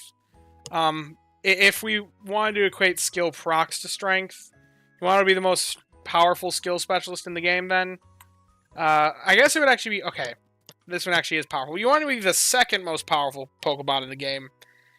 If we looked at just final evolutions of skill specialists, and we ranked them by their expected skill count, if that was all that mattered, then Umbreon would be the second strongest skill specialist in the game. How many people do you see running Umbreon? The third strongest skill specialist in the game would be Drifblim. Same sort of concept. How many people do you see running Drifblim? Actually, most of these, aside from like Golduck and Heracross, pretty much all of these are pretty irrelevant to the meta for the most part. So, and even Heracross and Golduck, like Heracross is rare because it's an expensive one. A lot of people find better to just use Vaporeon. Golduck is probably the one exception to this of like the topmost procs. I think that just comes down to the devs look at, oh, if it has a really poor skill, the way to balance that is to make it proc a lot, right? Right? But if the skill is fundamentally flawed, like Energizing Cheer, or Extra Helpful, or Stockpile, or Moonlight, or Metronome because it's super random, then it still doesn't help it if it's proccing 100 times in a day, because it's still just, or I guess 7 is a better estimate here, 7 times in a day, because it's still just not the most powerful. And the same thing is true comparing Bonsley to Sudowoodo, or not Sudowoodo, Bonsley to Suicune. Bonsley has a much, much weaker skill. Now, Charge Strength M is a very powerful main skill, one of the more powerful Charge Strength ones. It's just Helper Boost is probably, it's definitely top 3 most powerful skills in the game. The only ones that are probably more powerful than Helper Boost is definitely Energy for Everyone, and I guess also Lunar Blessing in a way. And then also Dedena's skill, Tasty Chance. Golduck has single-handedly shot you up to Lapis from top in just the last 3 months. Yeah, good charge strength Pokemon will do that. A good charge strength skill specialist is very good everywhere, and that is kind of what they do. They're never the best option, but they're always a good one. And having something like that, especially early game, is very valuable. I think something that, early game that is also true. Early game, because you can just put a bunch of main skill seeds into it and get it to level 7, and since they don't care about leveling all that much, it's like just kind of whatever. Like, you can just run it. You can get level 7 main skill. There's no cap. Like, they don't say you can't get a level 7 main skill till level 55 or something like that. They don't care about leveling. They just care about the main skill levels. And if you save your seeds, level up your healer, then level up your charge strength Pokemon. I think there's even a case for level up a charge strength Pokemon before a healer, honestly, after experiencing the sleepers. So there's a lot to be said about that early game, because they have a very flat, very much so, like, their strength is good now and okay later on, but it's like amazing early game. Suicune is what got me into the game to begin with, because they are my oldest Pokemon. I watched your video about building a team around him, which is where I found my focus on Tails, Slowbro, and Slowking. Yeah. Suicune is very interesting, because I think it's got one of the strongest cases for a true monotype team. True monotype teams pretty much don't exist in this game, because they're all pretty much unviable. Just because, like, let's say we want to make a Cresselia team. All of our options for Psychic types to pair with this Cresselia, we have... And you don't want to be running Under-Evolved Pokemon, because Under-Evolved Pokemon, for the most part, are not worth the trade-offs. We'd have Cresselia, a healer, Gardevoir, a healer, Wobbuffet, a healer, Mr. Mime, who can mimic the heals. Suicune is a dude. Suicune's technically ungendered. I believe all the legendary beasts don't have a gendered. Yeah. I think it's neutral. Cresselia is fixed female. I don't know about Darkrai. But anyway, to pair with Cresselia, Musharna and Espeon are like the only ones that have really good synergy. Just because the other ones are kind of excessive for more healing. Okay, Darkrai is also neutral. Good to know. But yeah, Cresselia, like, not very good synergy. Very few legendaries have a gender. I know the 4 genies do. The 4 genies, 3 of them are male, and then Enamorous specifically is female. But yeah, just way more healing than you'll ever need if you were to make an all-psychic type team. So, like, true monotype team does not do well with psychic. They are shirtless. That is true. Yeah.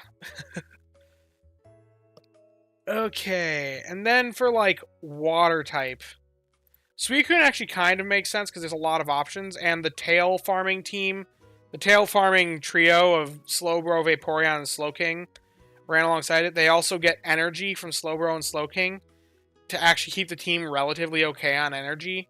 And then theoretically you could, I guess, if you want to run a true monotype team, then you could also throw like a Feraligatr for more strength, or like a Blastoise if you want to get a few more tails through the main skill, or a Slowpoke if you want to really like under-evolve, collect as many tails as possible. I think it theoretically is like one of the, it's probably the, if I had to guess, it's probably the team that can produce the most tails.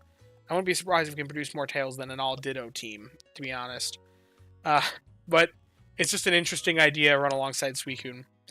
Never turned back since, just waiting for another good Slowpoke to turn into Slowking with double tails.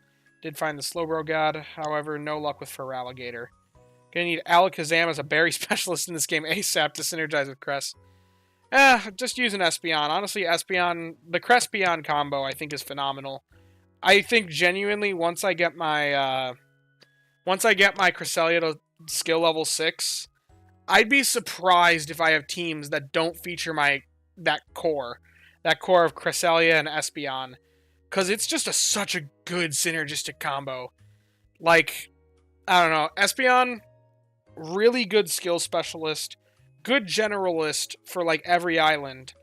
But if you then add the fact that it has Cresselia combination, yeah, Crespeon. I've been kind of nicknaming it that for some time in some of the Discords and stuff. But if you have Cresselia and then Espeon, Espeon's a really good generalist. Make your healer a Cresselia.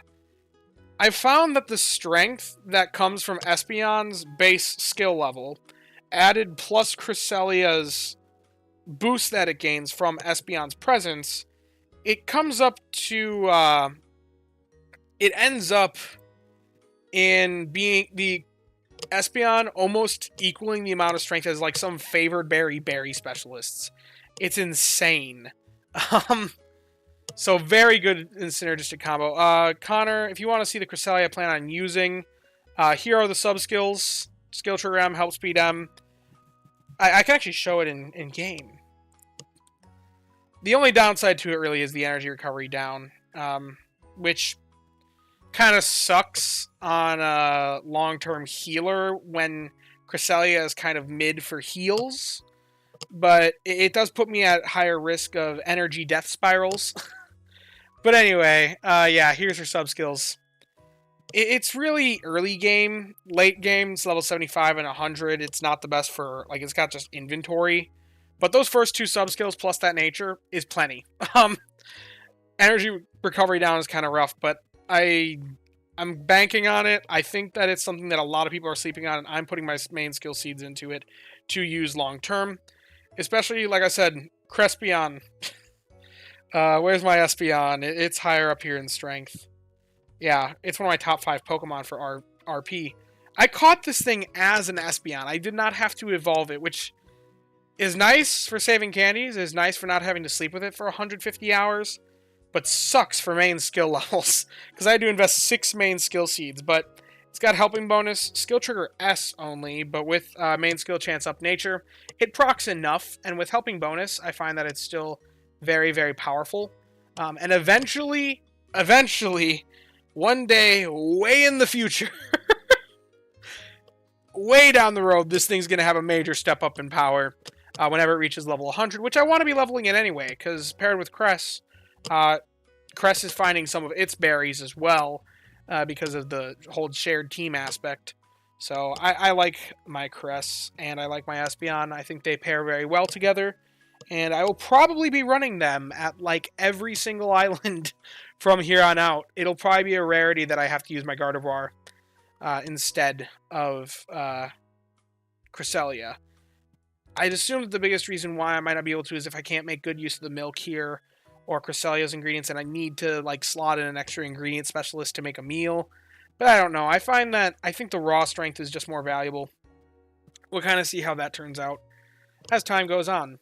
But yes, this Cress. And for the team comparisons that I was talking about, of like the Cresselia and Espeon combo, where I'm saying, like, okay, let's just, so stuck on mine because it's only skill level 5, but have skill level of M at 75. I'm gonna say this speaking as somebody who has a very similar dilemma. With my early game, I never invested all the seeds into, where is it? It's going to be higher up than this. My Wigglytuff. If I hadn't caught a Gardevoir, then this one would have been rough. Because I was holding off on the skill seed investment, because I was like, man, one day when it reaches level 75, that's 2 free seeds. I don't want those to go to waste.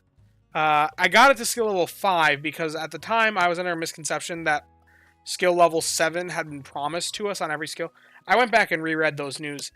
It actually was never promised that every skill is going to reach skill level 7. It said that multiple skills will reach skill level 7.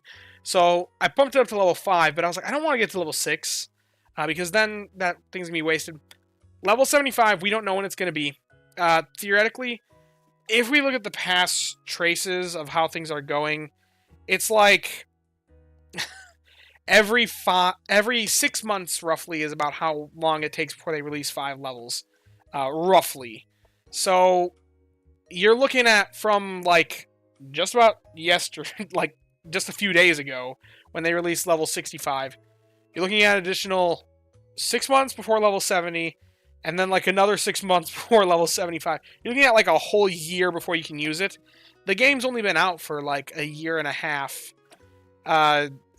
You're looking at almost half the lifespan of the game before you're able to actually get it to level 75. So I'd say just take it up as... Yeah, like, I've been Brown. Good to have you in here now. Yeah, if you're going to use it, you're not free to play. Free to play is also a bit of a discussion as well, just because it is more of a cost for free to play players to invest skill seeds. But if it's a good one otherwise, and you're just holding on because of skill level up M at 75, just invest it now. You'll do well with it. Even if you are free to play, it might be worth it. Might. I'll put an asterisk there. Consider more based off what its other sub-skills are. Berry Finding S helps speed down the skill trigger. Okay, yeah. Even free to play, I think I would invest that, but it's hard for me to say because I come from a premium player's perspective. So that's not the best person to get advice for how to take free to play. I do have a free to play account, but I haven't been using it as long as my premium, so I still have the premium perspective on things. Although I will say the best targets for your seeds are definitely the healer and legends. I'd say probably the healer most, which Cresselia would be a healer for you.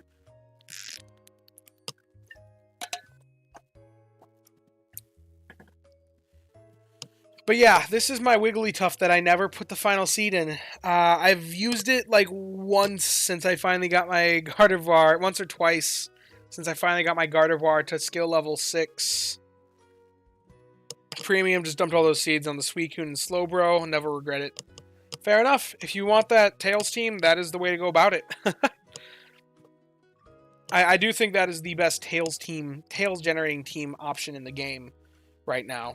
So, and Tails are rough. Is it worth making a Sylveon as a healer specifically for Cyan Beach? I'd say no, just because Wigglytuff exists. And as far, but Sylveon, if it's your favorite, it'll work.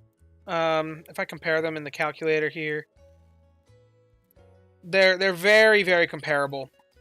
I think Sylveon is a case of if you want to use Sylveon because it's a favorite, then go for it. If you catch a good Eevee early game, then go for it. But Wigglytuff, it's technically worse. But let's say we compare it at level 50. It's technically worse. But at the same time, it gets one more free skill seed, and I think that that's just about everything. Especially if you're going to especially if you're using it as a healer for just Cyan Beach.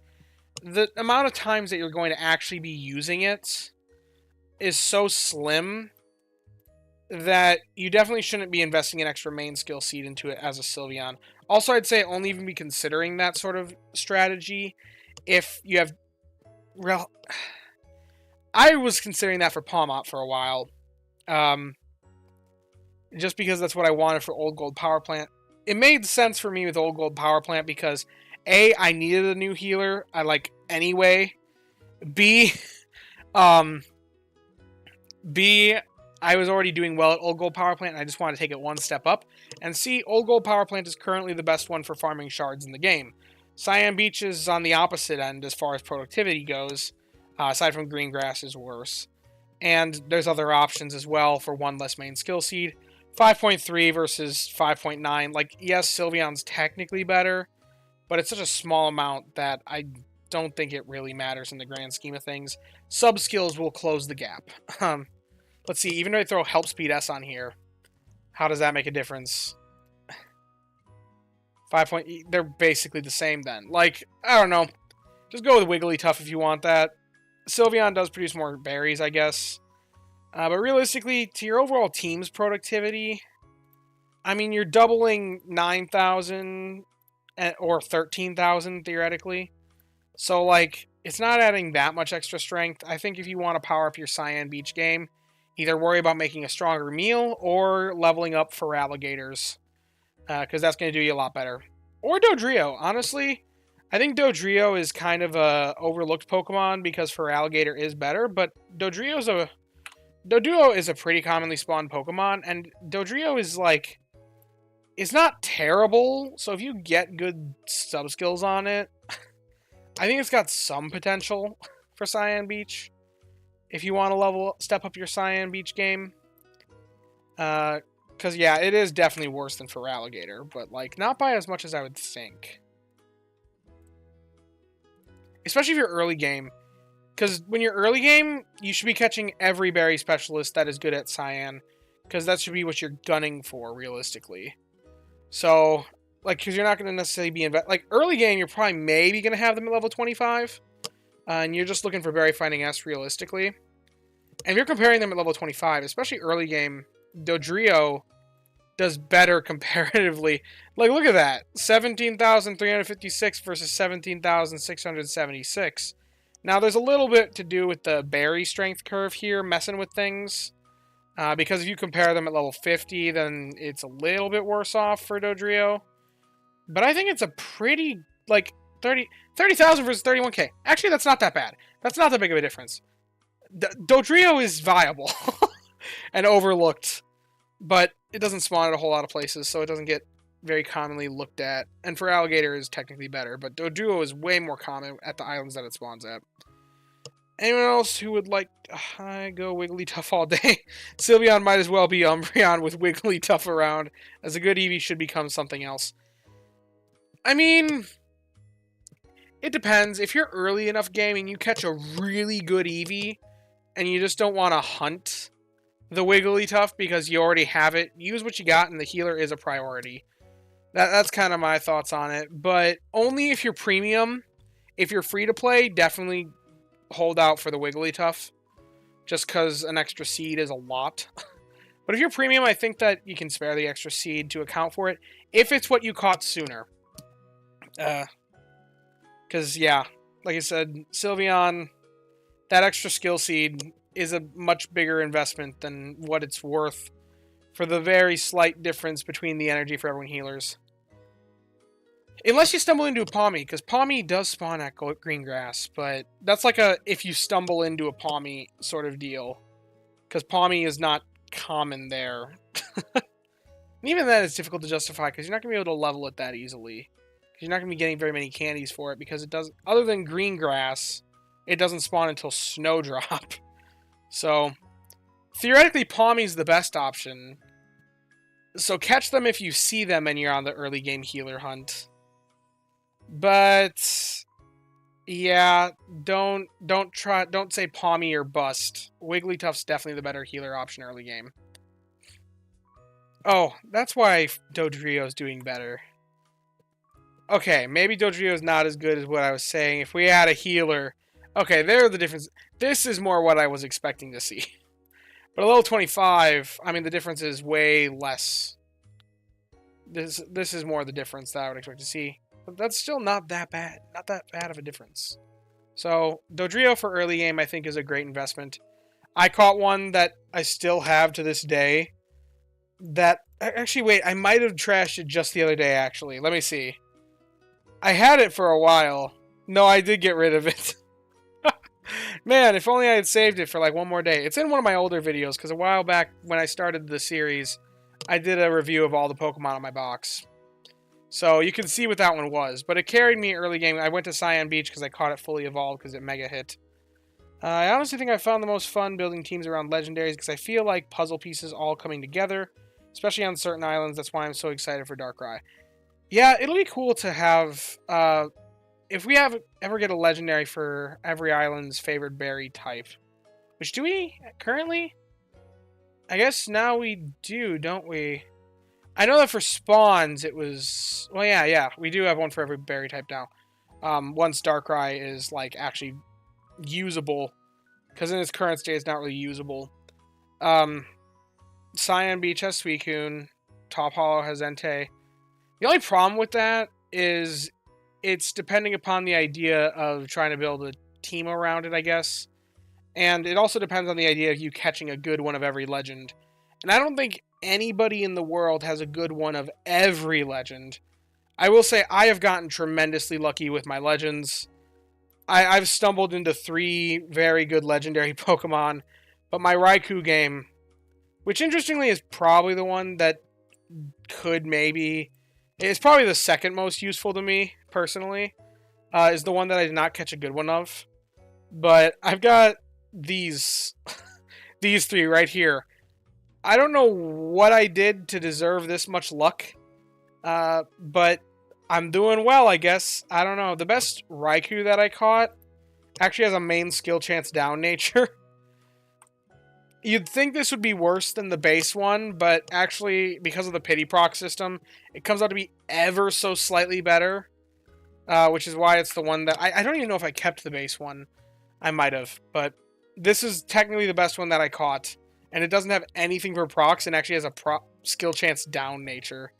The base one comes in, it's got skill... Oh, it's got sleep XP bonus, that's what it is. And then skill level up S, inventory L, and then speed S, skill trigger S. And then a hardy nature. I don't even know why I clicked that. Devin knows. Devin knows.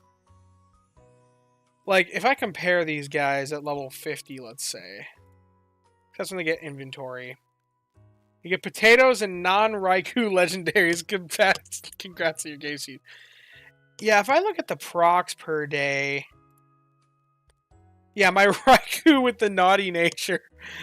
3.47 versus... Pity procs make a big difference, guys.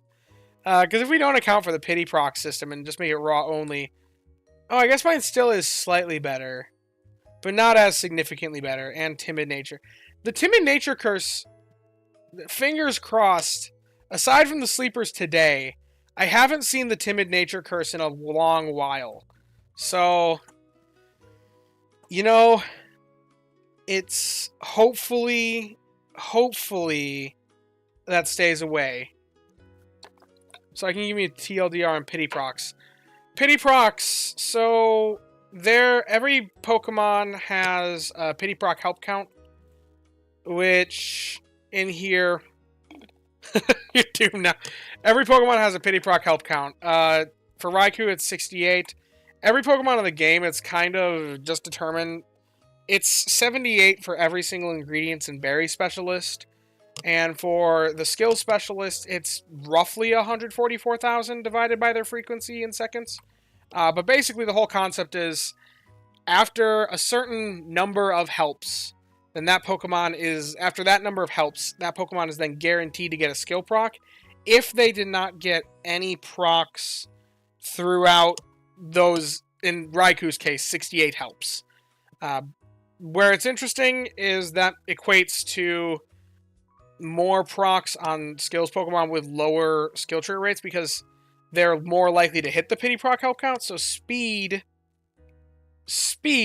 helps them comparatively. The skill trigger helps them less because every single Pokemon that has higher skill trigger rate as a base rate is going to help them more because skill trigger rate only helps increase the odds of RNG based procs. It doesn't help at all at producing pity procs because pity procs are forced. They're guaranteed after a set number of helps. Speed, on the other hand, helps both skill chance based procs as well as pity procs.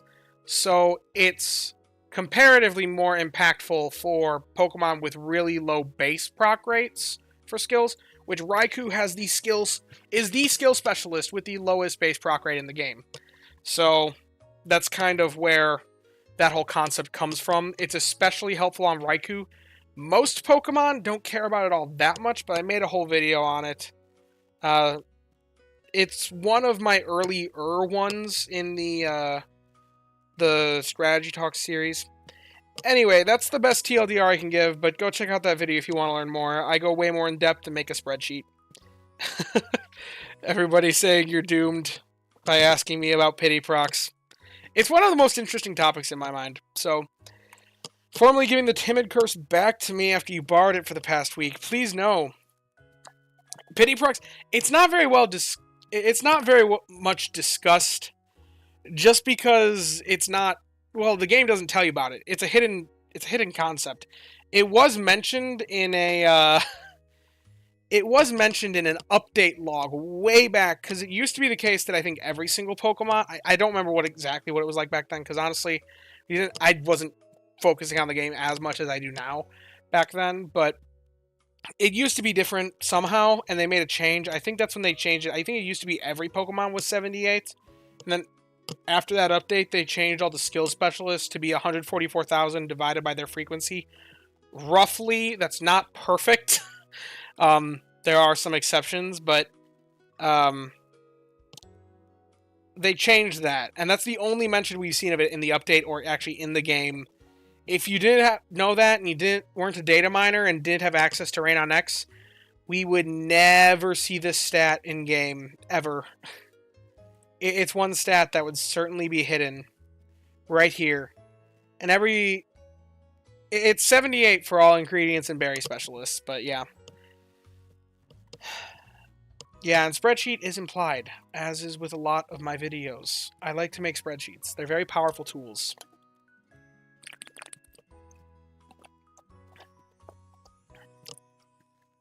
I found a tumbler mug the other day on Amazon. Let me see if I can find it again.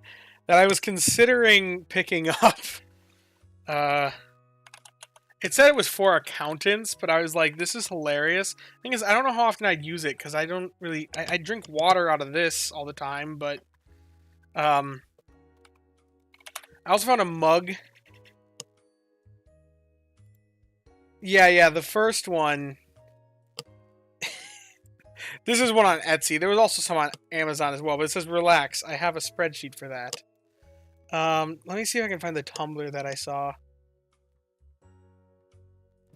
Have an at-home tumbler and a to-go tumbler. I already kind of do that at work. I have one that I just leave at work. And I never bring it home. So this is kind of like, this is my at-home. The other one's on my at work. I guess I could have one for on the road outside of home.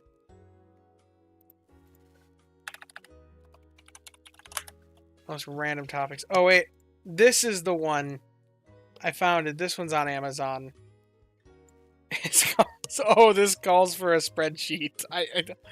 The most random things. I was considering getting it because I thought it'd be funny for the channel, but I don't know how, if it'd be practical, so I haven't justified purchasing it yet.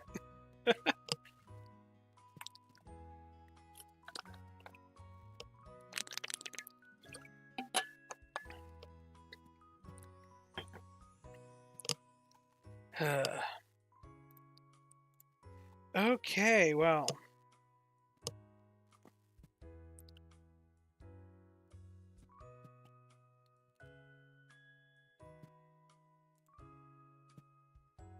Would you look at that? My Typhlosion brought in more strength. As is the case with sneaky snacking, usually.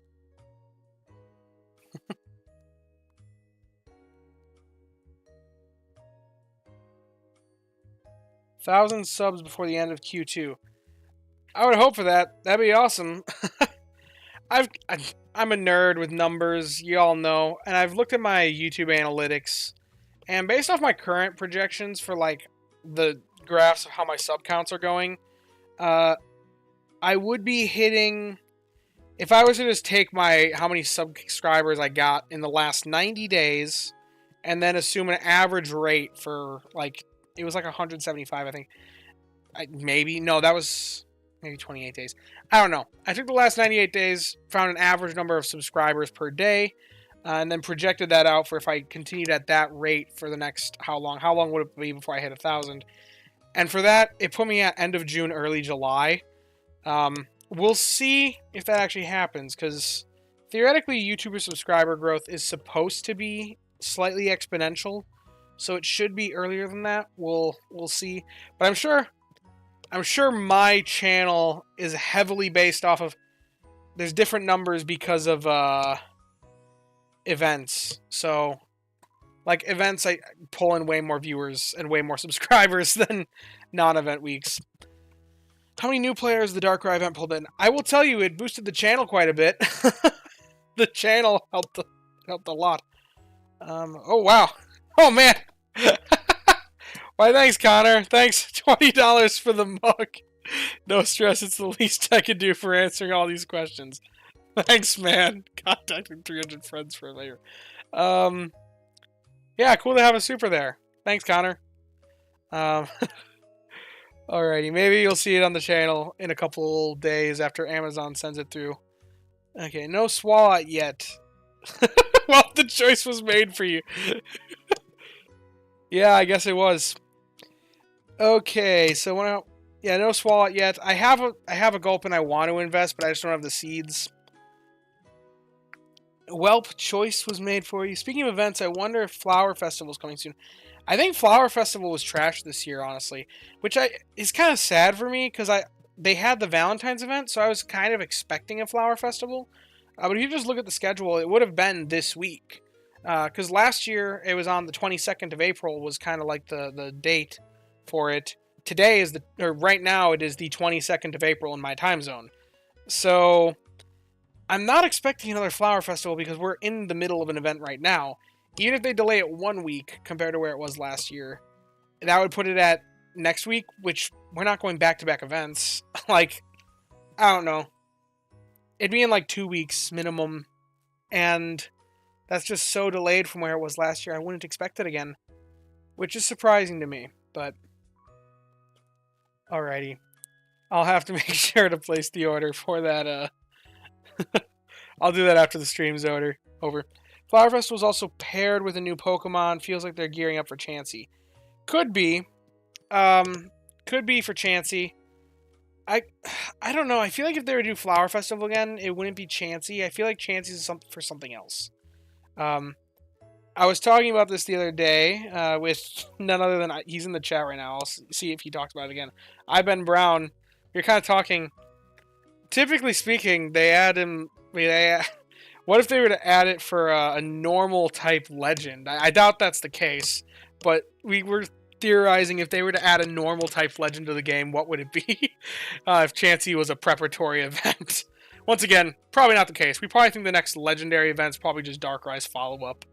But if we were to look up normal type Pokemon in the game, normal legendaries specifically, feel free to just pocket as well if you desire.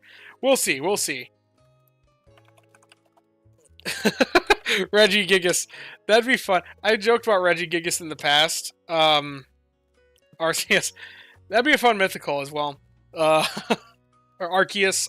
I don't... We speculate a lot. Most of it is Rotopu. Very true. But anyway, normal type legendaries. They're really... Oh, this is a terrible... No, that's not a terrible site. If we go through Cerebi, if we look for normal type legendaries currently in the game, Regigigas is a normal type legendary. Silvally is a normal type legendary, which is also type null because it's the pre-evo. And then we have Arceus as well, and then Terrapagos. Silvally, Silvally would be pretty cool. I honestly think that's probably one of the more likely ones if we were to get a normal type legendary. I don't think Terrapagos is coming. You should just sit there and not do anything and then go ham on Sunday. Oh, if it's Regigigas, yes, Regigigas slow start, do absolutely nothing the whole week, and then on Sunday just go insane. I think that'd be hilarious to theorize about. But yeah, there's only 4 normal type legendaries, and like Terrapagos is a no, because like they're not introducing Terrapagos without Terrastellar, and they're not introducing Terrastellar without Terrastallization, and Terrastallization would break sleep. So that one's just a no-go.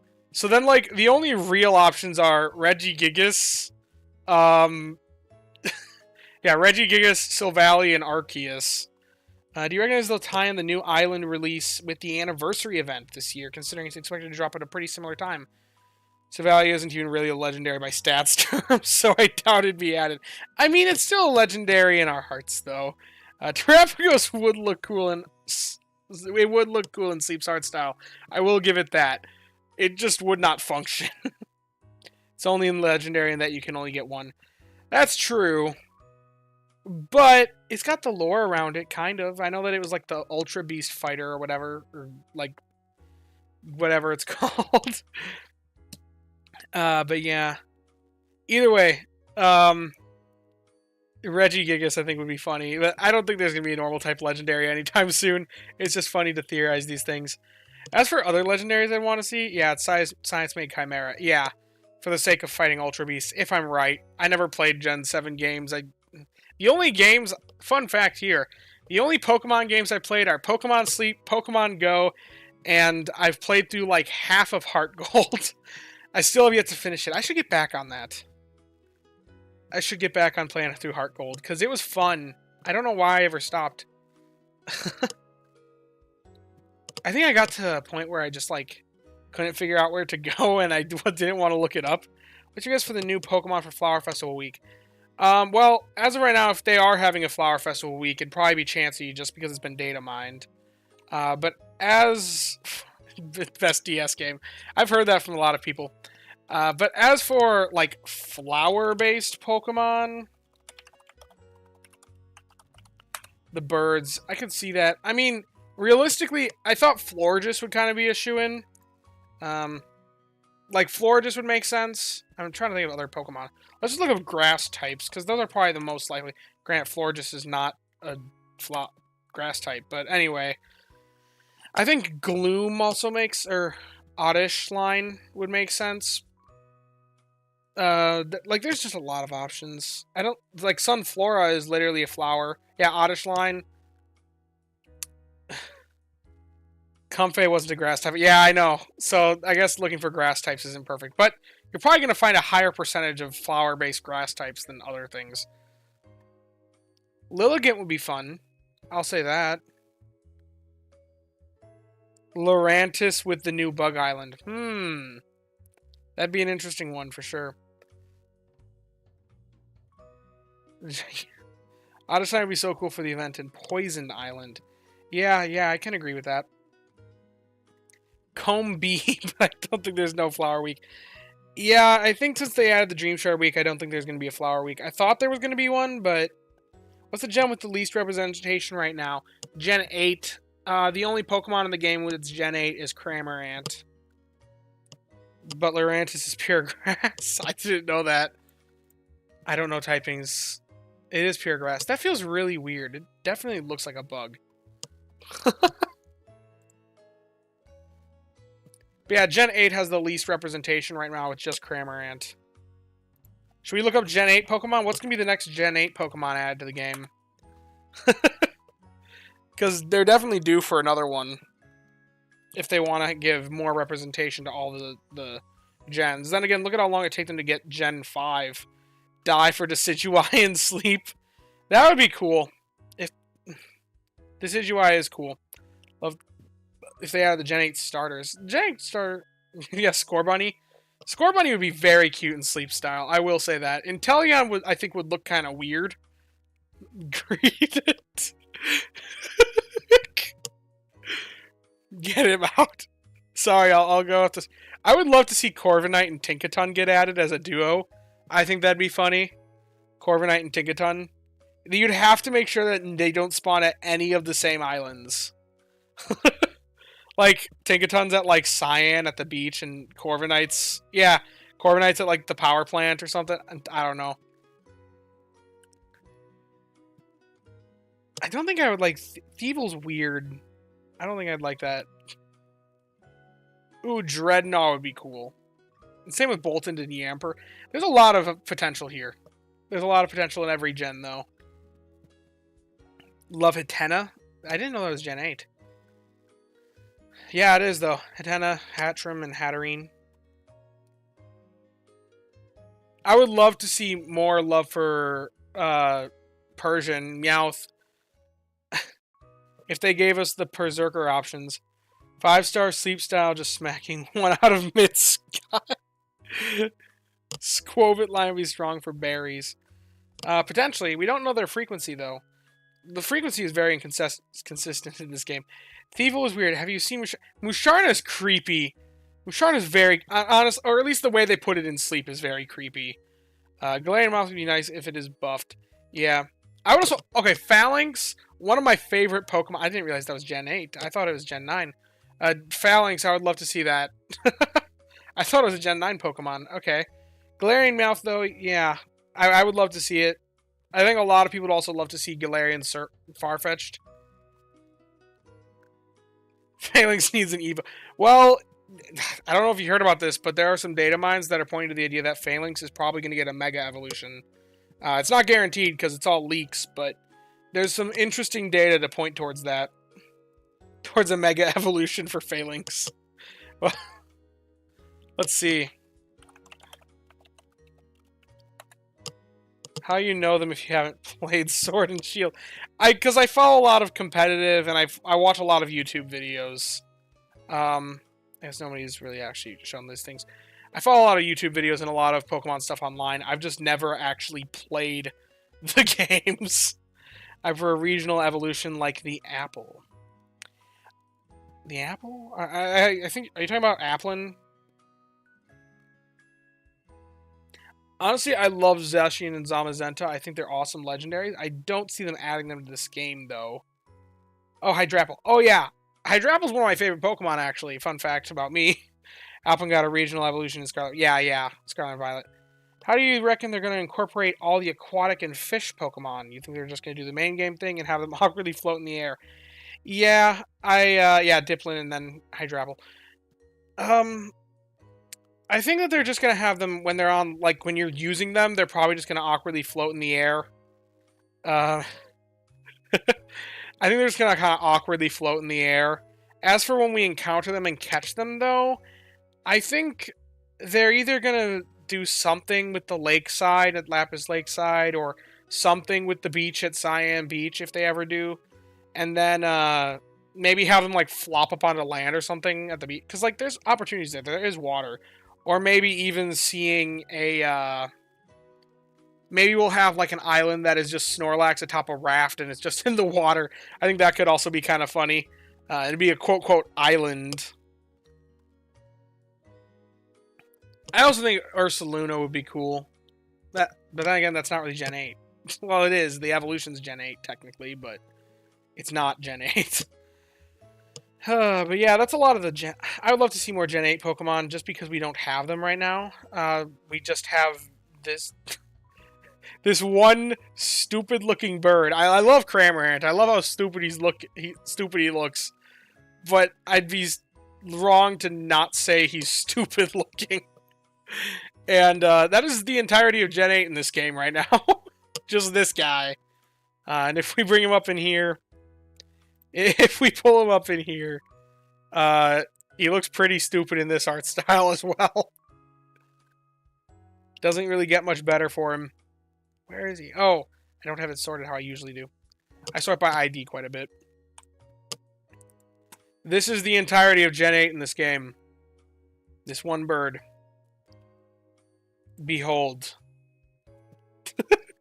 They did it so perfectly in this in this game. Temple of the Sea map from Movie Time. Temple of the Sea map. Maybe. I haven't seen I haven't seen very many of the movies. The only Pokemon movie that I've watched is the Rise of Darkrai. I watched it right after the Darkrai versus Cresselia event was over because I heard the soundtrack in sleep and thought that is a cool song. I want to see how it was used in the movie. So then I went back and watched the Darkrai. It was on Hulu. I watched it. It was very good. I actually liked it. It's the only bit of Pokemon media that the only bit of like the actual Pokemon anime that I've ever watched in my life as of right now. Yeah, it was pretty good. Yeah. And then that also brought about the whole joke about Dialga and Palkia. Are they on the way? Is it a teaser? I don't think they are. I think there's some problems, but... Mystery of Mew. Maybe I'll watch it sometime. If I have time, and I can find a streaming software that has it. But yeah, it was like... Oracion was the music for when Darkrai calmed down. Maybe were the nightmares actually Dialga and Palkia? Who knows? That theory actually kind of doesn't fit very well. But Mr. Mew gave us incredible Reggie sounds. You should watch the first movie. I cried. Well, maybe I will. I don't know what the first movie would be. I'd have to look up what they are sequentially. I take great pleasure in beating you at top right now. Just hit Master 6. I don't think I'm going to be hitting... I don't think I'm going to be hitting Master 20 anymore. I've looked at my projections, and... Oof. It is rough. If I follow this current strength out... Oh. Nope, don't want to do that. Whoops. That was close to bad. He's supposed to be sneaky snacking. Okay, let's see what my friends sent me. Yeah, I wasn't expecting to do all that great this week, especially if I rolled salads. I didn't hit... Hey, I didn't collect the berries. They're still there. Okay. Yeah. I don't know. Do you just... What do you do then? Just ignore it? Yeah, don't tap it, and then if you go into a different menu, then it puts the berries back in their inventory. You need a friend list expansion. I would like to see it, but I don't see it happening anytime soon, per se. Because it is one of the things that plays into how many candies you get. So if they were to add an expansion to it, then it would just kind of be a buff to that. Made him clean all them up. But yeah, they're back in his inventory now. He just picked them all back up, and he's holding on to them. Clyde. He's got deep pockets. The man's carried more before. He's on almost every one of my berry bombing teams because he's got berry finding S, and he pairs well with my Entei, who is the star of my berry bombing teams. Run list 50 to 55. I could see that. Just adding a few more. And then also more candies means faster leveling for early levels. Faster leveling for later levels as well. But because the later levels have a higher curve, the faster they can catch up, theoretically. So even just 5 more candies a day would be nice.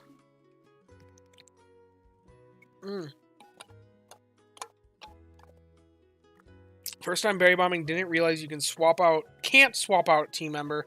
Swapped off healer right on Sunday for a better Monday start. Oh boy, did you learn. Well, you can swap out some team members, just not the team members that you're building up the bomb on. And you can swap out the Entei for a healer. And that would work. But then you wouldn't be building more of a berry bomb, so there's trade-offs there. There are certainly trade-offs there.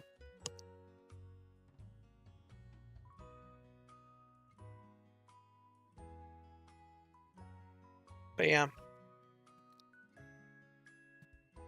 Especially with the variety of Pokemon increasing, more friends would be nice.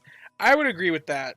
Also, the longer we go, the more difficult it is going to be to encounter anything at Greengrass. I am I am all for them adding more Pokemon that are exclusive to later islands. I think that this trend of only... Like, honestly, I would love to see just a massive change. Now, granted, I see both sides of it. Because if they were to add, let's say, another island right here, whatever the next island is to be, and they added, like, let's say a whole new island where it's all Pokemon you can't see anywhere else, I think that'd be so awesome and be such a cool thing to work towards. Because as of right now, like, let's say you're working towards Old Gold Power Plant. The only thing that it has to offer, really, is coffee. Well, there's theoretically another coffee farmer in Clodsire earlier on, if you happen to catch a good one and you want to invest it, and you can get those stuff earlier on. If you already have the stuff that those later islands offer, then what's really the point of working towards them? It's just sleep styles, and it's just more, I guess, like leveling rewards and stuff, but I don't know. The exclusives, I don't know. They need to give Science something new to... It lost all its exclusives except Golduck. Yeah, it did. You can actually see that in... Because, yeah, it used to be that Mime Line was an exclusive, but now the whole line, the only thing that the whole line is an exclusive for is Golduck. And Slowking. Slowking as well. Apparently, except for... Wait, yeah. Slowking as well. Slowking and Golduck. Big whoop there, but those lines exist elsewhere, so, like, it's not really that big of a deal. It used to be Mime, which they need to give it more exclusives. I feel like friends are less impactful. I would love the option to, like, borrow a friend's Pokemon for a 6-slot overnight or something like that. That'd be kind of cool. Add a bit more community. I'm always for more community stuff. That'd be awesome. I'd love to see a way to actually like interact with your friends aside from just like the candies sent out. You'll get new combos and they won't release most new Pokemon into the older islands. See, I think that's the case, but I don't see it like. I think the big thing is when it comes to newer islands, if they release just a newer island and make it that there's a bunch of new content that only exists at a later island, big whoop for new players. They want to draw in new players. They're gonna join and then be like, well, I can't access all. Like, let's say they see that their new Pokemon is added and it's not accessible until the next island. Oh, yeah, I have to play the game for a year before it's even possible to see the Pokemon that I love. I think that's why we see a lot of new Pokemon are added at Greengrass as well. And why they only give a couple island exclusives out here, because if you join after that event, that's going to be so disheartening. I'd still love to see it, though, to give something to work towards, because that'd be awesome. It makes the new islands a cooler unlock. But, like, if you aren't looking for what the later islands offer, or don't particularly love them, then, I don't know, it just feels like you're kind of going along and unlocking new content, but the new content isn't really all that new. Because even if we look at, like, the island exclusives at Lapis and stuff, like, oh, wait, whoops, this isn't the island exclusives maps. Whoops. I need to find that again. Yeah, these are the island exclusives. Like, it's pretty much just... like, just the Aggron, Luxray, and Shinx lines. And then the 4-star Ditto. Oh, I guess there's also a couple of Drifloon styles here. Rank might unlock a new friendless cap if they want to make it not so overpowered for new players. Yeah, I think if they're going to add more friends, they're going to make it unilaterally across all players, because I think making things OP for new players is actually a good idea and what they want to go for, because they want to make sure that newer players can catch up to us quicker. Spending first week on OGPP right now is definitely cool, because every grubbin I got during the event was pretty useless, but it let me unlock Coffee, the Vaporeon, so it can still event prep. Very true. Very true. Unlocking Coffee early game is nice. Although now, you can technically do that with Clodsire or Paldean Wooper. But you have to get to level 30 first, so not perfect. Not perfect for sure. But yeah, I think they're going to keep a lot of the new Pokemon, making them at least accessible at Greengrass.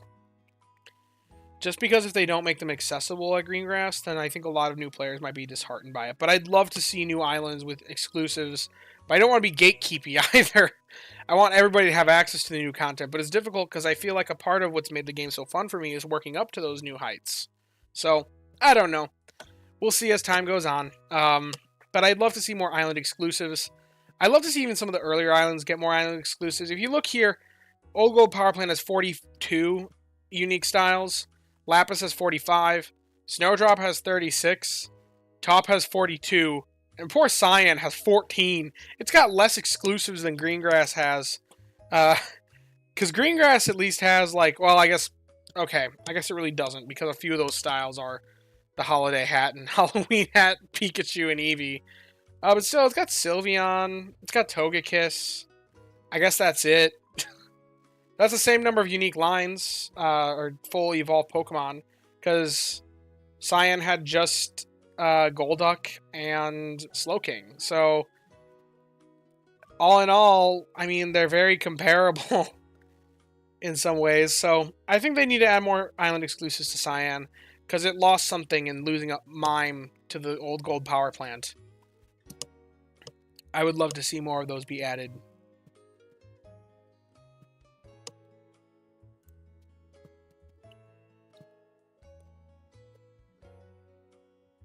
Just casually collecting stuff.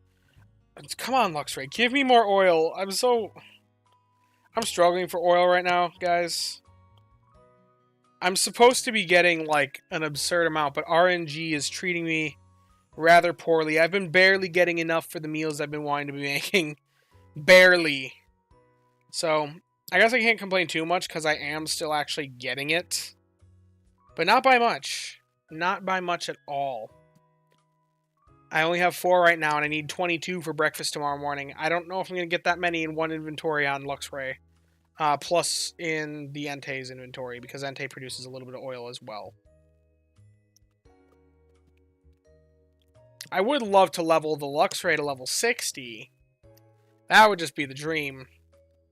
Because then I'd have plenty of oil for this event, but I'm just shocked by how far off it is. Lolan Raichu, what's your minimum oil in the RNG simulator? Yeah, I know. The RNG simulator, I gotta pull it up to do that. Still, a 22 off is significant. Like, I don't know if it would be that far off, typically speaking. I need to find it in my drive. Give me a moment. Oh, it's not 60. Forget it. Yeah, I know. AB.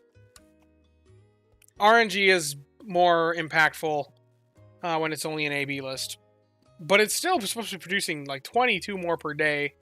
Which, like I said, that's a significant amount. I'm having still pretty bad luck. It's also the RNG simulator is not going to be perfect because I've got 2 Pokemon that can produce it instead of just 1. So that theoretically should help with the RNG problems. This is my copy of it. Is this one the one that I want? Yes, it is. Okay. Good old RNG sim. I don't remember what my Luxray's productivity is. Give me a moment. Is this guy. Okay, let's see. We have 2... We have 1 helping bonus stack. We are running this Gardevoir. Although, energy was also not perfect today either. I will say that. I'm going to set this to 9, because that's more realistic, and like 11, probably, because honestly that's a bit more realistic as well. For me, for when I put them to sleep. 46 oil per day is the projected. 14 minutes is the check time. Or the time between helps. So 98 helps per day. Oh, wait. That could be wrong. Did I have good camp ticket active? No, I did not. 117. Okay. 117. It's an AB. I don't even remember what the A ingredient is, but I don't care. I'm not going to put it in. Oh, it's tomatoes, I guess. I do know what that is. That's a memory thing. Okay, ingredient rate for my Luxray. I have way too many tabs open. Give me a moment here, guys. Gals. We'll close out of that. We don't need the calculator. We don't need that. I think I'm kind of done talking about that. Okay, wait a minute. Where'd it go? Oh, it's here. Okay, now that we've closed out of everything, 27.2%. Oh wait, I guess I also have my RNG calculator as well. This is the simulator, though. I'm not gonna worry about procs. Minimum oil produced 12 in a day. Oh yeah, okay. Across 100 days. I mean, yeah, but then there's also... Wait. Is this... Oh, it's set up for ABC. I need to set it to be... It's been so long since I've used this. Set mushroom to 0. Oh, that's right. That's how it is. I knew there was a thing. Help. You should count helper boost. It helps them... Yeah, that's another thing. I forgot about that. That adds more helps. Thank you. Let's see. You know what? We're not trying to lowball it, right? Aren't we? I should just use this. This would probably help the most. Except for I'm not running Cresselia, I'm running Gardevoir. Okay, here's a more accurate representation. 118 helps, and then we're getting an additional... How many helps from Entei? 5.3 or 5 procs per day? That's not perfect. Oh, not 0. Whoops. Because it's not perfect because we don't know how many procs the Entei is going to be actually giving. If we lowball the Entei's procs to just 1 per day, let's say it's 1 per day, then that is, oh gosh, what's a level 6 main skill with just 1? 6 helps, 6 additional helps. So we'll add 6 additional helps to lowball its Entei's production. But that's lowballing Entei's RNG amount. as well. And the odds of this guy having that bad of a day and this guy having that bad of a day is very, very low. So 118 plus 6 additional helps, 124. Okay. 36 oil minimum is like the 1%, the lowest that gets produced according to this. 36, 20 I rolled there. A couple. So it does roll some low days, which is alright. I guess with 66 being the target goal. Then yeah, that is pretty far off. But also, like I said, it's this one plus what my Entei's producing, plus my Entei will probably force more helps. So, like, I don't know. There's so many factors to consider here. And I also started with 22 stockpiled from the night before as well, which means that I actually got only like 44 oil today across the whole team. So, it's been rough. I will say that. Rough amounts of oil. Probably in like the bottom 1% of days. Which does happen. It does happen. I will say that, as is proof here. What the... Oh, that's... What? Oh, yeah, 0, because... I haven't always looked through all these. I wonder what the actual odds are of this rolling like this. If I go into here... Sorry, I'm opening another spreadsheet that I made. Because I actually used this tool that I made the other day. Forgetting that I was thinking, if we assume 2 health bonus stacks, this is my Lux Ray. 24 hours, the odds of me actually producing the right amount. Congrats on being lucky. Just not on something good. Yeah. So theoretically, I'm trying to produce 66 in a day. The odds that it does that, according to this, is 45%. But also, that's the Lux Ray producing it on its own. Not accounting for Entei's procs, also forcing more helps. So, I mean... Realistically, like, that's a bit more. It should be significantly more than that. Than just a 45% odds of getting it. With the Lux Ray's stats. So, I don't know. Across the whole day, I feel like I should... But that's a coin flip odds. I guess that's not great. But either way. Anyway. I didn't even get through all my entire box to make sure it was all updated. I kind of should go back to that. That was the initial goal of this. Updating my box, but I'm fine getting distracted. I just like streaming. I like talking with you guys. Interacting with chat when you got stuff to say. So, let's throw this back up here. I know that we left off at Lux Ray for sure. You can look at the histograms for how often the low days happen. Yeah, I know. It's just I saw the spike here and was confused by what it was. It's the 0 mushrooms. The low days... Let's see. Pure oil counts... It'd be like this? Yeah. Down here. If we're looking at 37 to 45, it happens roughly 6, 7, 8, 9 times out of 100, like 10% of days for 37 to 45. This is also... It's just difficult, though, because this is evaluating for Lux Ray alone. It's difficult when I also have Entei in there, and Entei's procs as well, because Entei's procs adds a whole other layer of RNG. So, I don't know, it's difficult. It's hard to actually try and quantify how bad my luck's been today. Okay.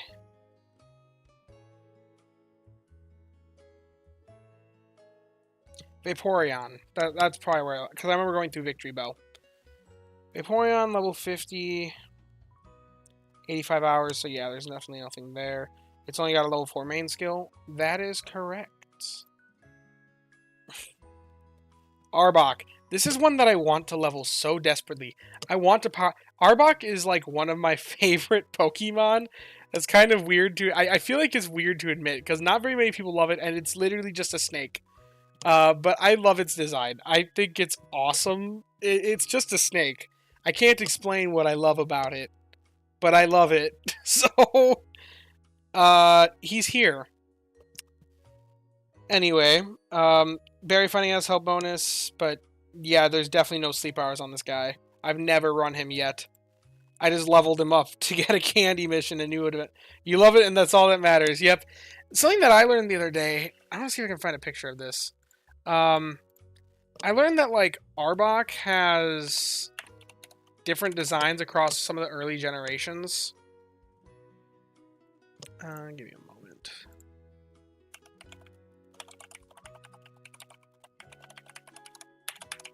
I remember I saw an image of this. Like the early gens had a couple different ones.